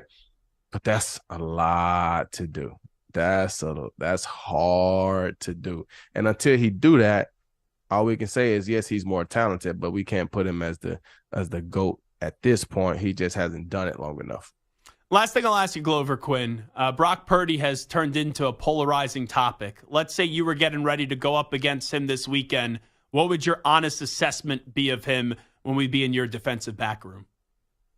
You know, I honestly would feel like, you know, let's put the game in his hands. You know, I think Brock Purdy is a good quarterback. I mean, I feel like he does a lot of things well, but I also feel like, you know, he has a lot of guys around him, and that's not a knock on him. That's not his fault. You know what I'm saying? That's a luxury for him not being a super high-paid quarterback. So you can have a Christian McCaffrey at running back. You can have a George Kittle at tight end. You can have a Deebo Samuel if he's able to go. You can have all those weapons, and you got to do a great job in managing that, and that's difficult in itself. So I don't sit here and feel like Brock Purdy is a guy that can't play. Obviously, they're in the NFC Championship game, and he's a big part of that. But at the end of the day, I feel like Christian McCaffrey can really make this team go. And so if we can't stop Christian McCaffrey, that makes Brock Purdy almost impossible to defend because they got both things going, the run game and the pass game. And so I think they definitely got to make sure that they stop Christian McCaffrey in the run game and force Brock Purdy to throw the ball. And if he can throw it well enough, consistently enough, when you're expecting him to throw it from a one-dimensional standpoint, then you tip your cap and say, hey, man, he earned his keep for today. But if you go out there and not stop and slow down Christian McCaffrey, Brock Purdy's going to have a career day because the whole field is going to be open because they got too many guys that can beat you and everything is going to be clicking. So I think they got to definitely make sure that they can stop the run game, put it in Brock Purdy's hand. You know, if Deebo Samuel can go, that adds another element. If he can't go, you know, I know they went on a 3-game losing streak earlier in the season, and I think Deebo Samuel was absent for all 3 of those games. So that's a big key right now. He's Glover Quin. Make sure you check out his podcast, Believe in Lions, on the Believe Podcast Network. Glover, always great to have you on. Thanks for doing this. Oh, man, thank you guys. There you go. Glover Quin joining us on the Zach Gelb Show on CBS Sports Radio. Really good insight on a lot of things in the NFL with the success of the Texans and also the Detroit Lions. We will take a timeout. What does Shane Waldron going to the Bears to be their OC mean for Justin Fields in the Windy City? We'll discuss on the other side. Update time first. Here is Pat Boyle. CBS Sports Radio. Sports Flash. All right, Zach, big NFL news of the day. The Raiders are working to hire former Chargers GM Tom Telesco as their new general manager. Telesco was with the Chargers for the past 11 years. He was fired in mid-December along with head coach Brandon Staley after Vegas crushed them 63-21. Now Telesco is joining them and official new head coach Antonio Pierce. Telesco, who drafted Justin Herbert, now could be tasked with finding the next franchise QB for Vegas unless they stick with Aiden O'Connell or Jimmy Garoppolo. And ahead of the Eagles press conference tomorrow with GM Howie Roseman and head coach Nick Sirianni, Philly continues to shake up their staff after reports that they're moving on from defensive coordinator Sean Desai and defensive play caller Matt Patricia. They have also fired offensive coordinator Brian Johnson. Meanwhile, huge news from the NBA today. The Milwaukee Bucks have fired head coach Adrian Griffin just 43 games into his first season. Despite a 30-13 record and a second-place standing in the Eastern Conference, the Bucks' defensive struggles have been well documented, allowing the 6th most points per game in the NBA. Joe Prunty expected to be the interim head coach, but Woj and others reporting that the Bucks are expected to immediately pursue a replacement from a small pool of available veteran head coaches. And among the 5-game slate tonight in the association, Lakers-Clippers from the crypt, LeBron James out with an ankle injury, just the 5th missed game this season for LeBron. I'm Pat Boyle. CBS Sports Radio.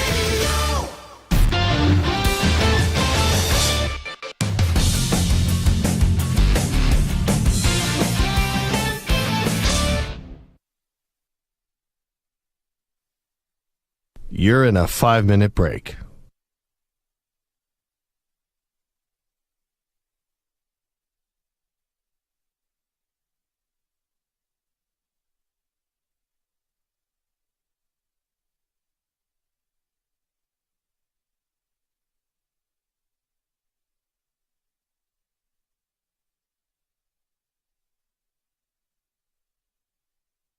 Four minutes, 30 seconds remaining.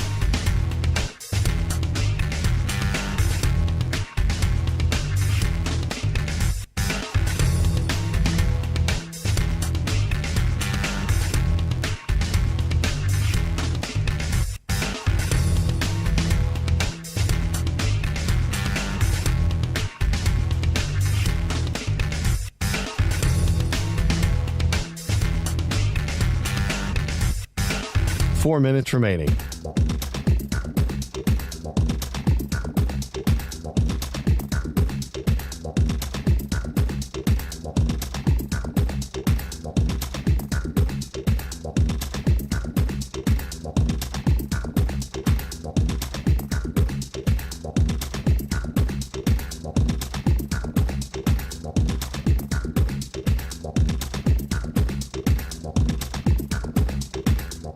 Three minutes, 30 seconds remaining.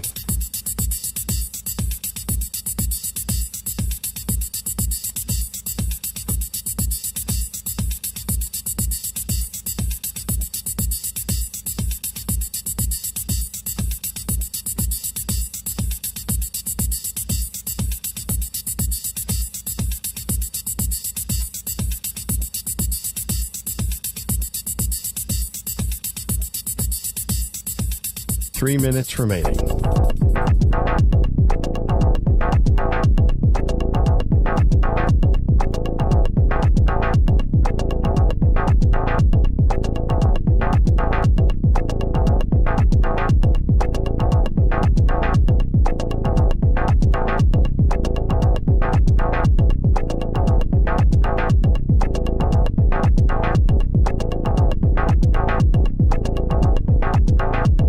Two minutes, 30 seconds remaining.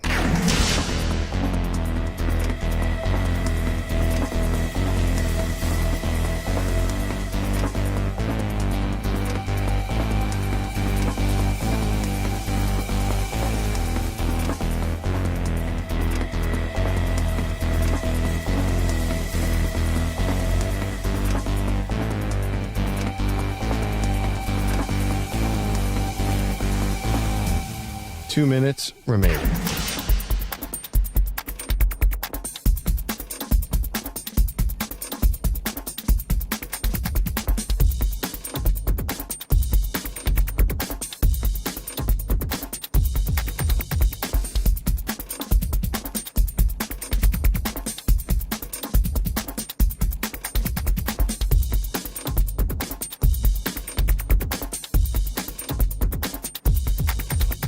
One minute, 30 seconds remaining.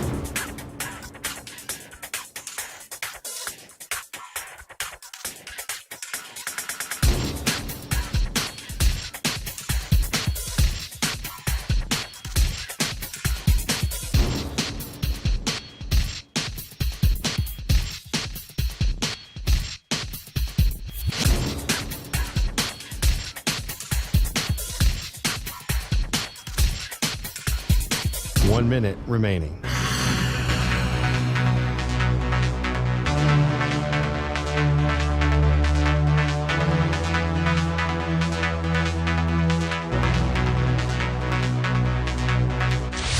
Five seconds remaining.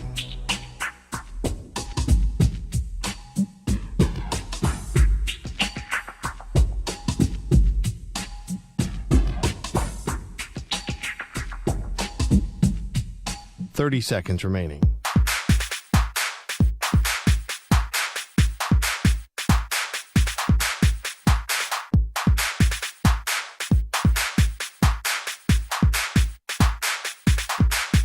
Fifteen seconds.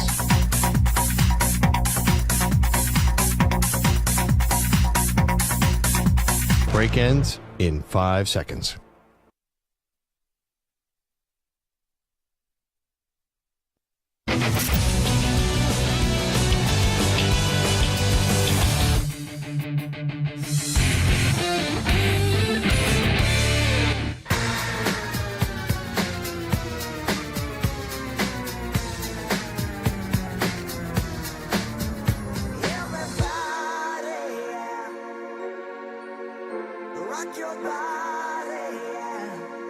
Hey, this is Howie. And this is Nick from the Backstreet Boys. And you're listening to the Zach Gelb Show on CBS Sports Radio. And guess what?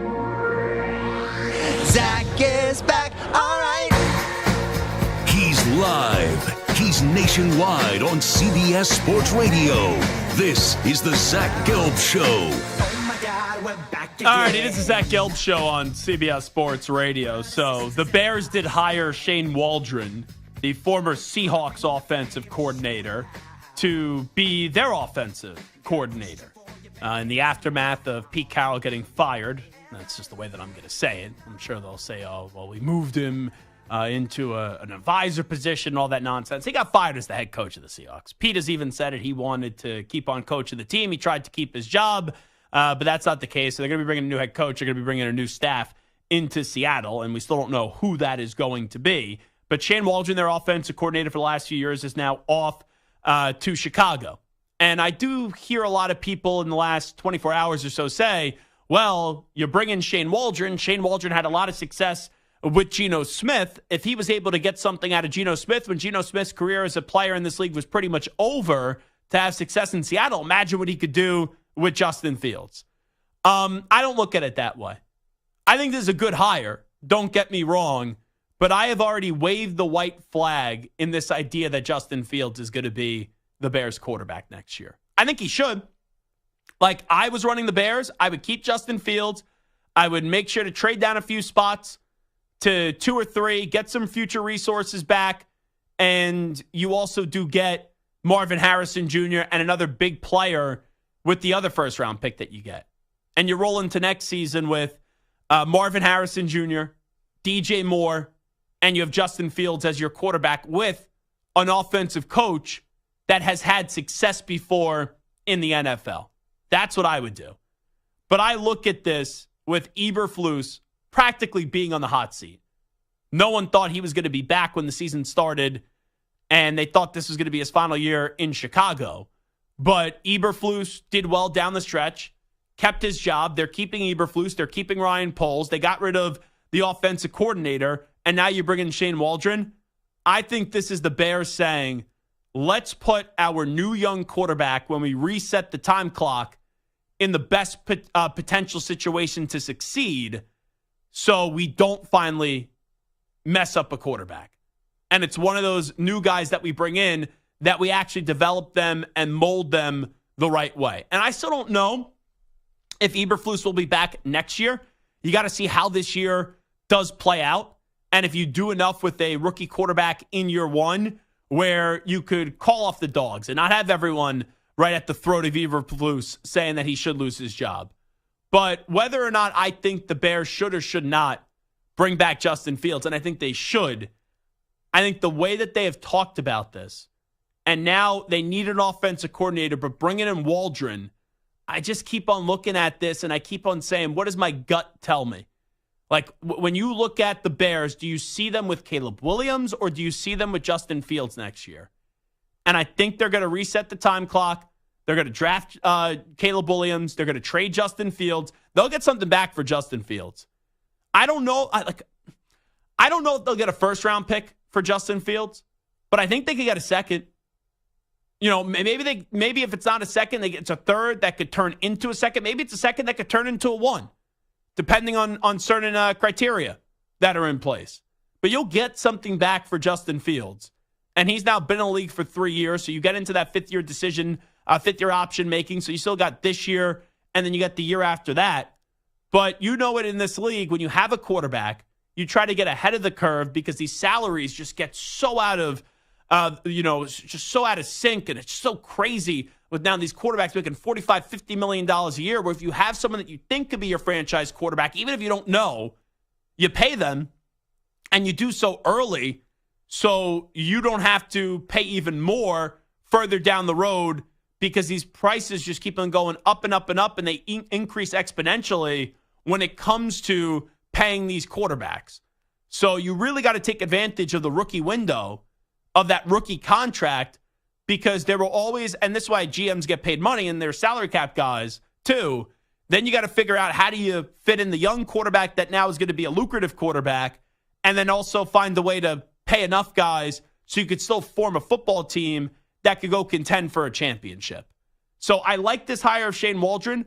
I would have loved to have seen the pairing of Shane Waldron with Justin Fields, with the Marvin Harrison Jr., and with also a DJ Moore. And it's a shame because Fields played well down the stretch in not an ideal situation. But I have a tough time when you could reset and when you still don't know if Fields is the guy or not. Even though DJ Moore wants him back, I have a tough time actually believing that the Bears are going to go through with it and they're going to keep Justin Fields. So now you bring in an offensive coordinator that's popular. You're probably going to draft Caleb Williams with the first overall pick. I don't think Daniels or May are going to be able to do enough to usurp Williams. And now you start this new regime with Waldron as your OC, Williams having DJ Moore from the start, and we'll also see what the Bears do with that other first-round pick. Like, the Bears have a lot of resources. Can the Bears trade up? Can the Bears stay where they are with their second first-round pick? And they won't get Marvin Harrison Jr., but could you get Rome Odunze? You know, the wide receiver out of Washington, or one of these other highly coveted receivers in the draft? That would kind of be my plan. I go, you know, once you understand and once you move off the part that I don't think the Bears are going to keep Fields, you draft Williams 1 and you go get another playmaker, or you go get another offensive lineman. That's what the Bears should be doing if they are moving on from Justin Fields, because the Bears have resources. They made a heck of a trade with the Panthers. They could trade back from one. They probably won't do so this time around, but you'll still get some resources back because you're going to be trading Justin Fields, and there's teams that think they could fix Justin Fields and make Justin Fields a good quarterback in this league, whether that's in Pittsburgh, which I don't know if that will be the destination. I'm just saying teams that could make sense.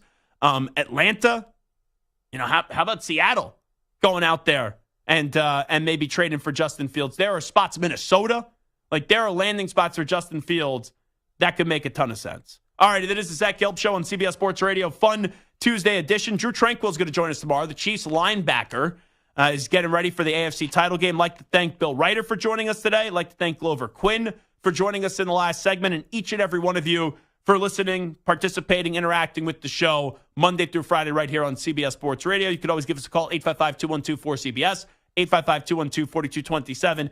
And shoot me a follow on Twitter and Instagram at Zach Gelb, ZACHGELB, where we pump out content 7 days a week, all the time. We are all over social media. And you can always stream the show, youtube.com/CBS Sports Radio. Stu, Samter, we'll see you mañana. The countdown to the big steak dinner tomorrow night. We're going to be eating like a bunch of pigs in about 24 hours and 30 minutes. Looking forward to it. We'll talk tomorrow, everybody, at 3 p.m. Eastern, noon Pacific. This is the Zach Gelb Show. Have a great night. We out. Bye-bye. Peace.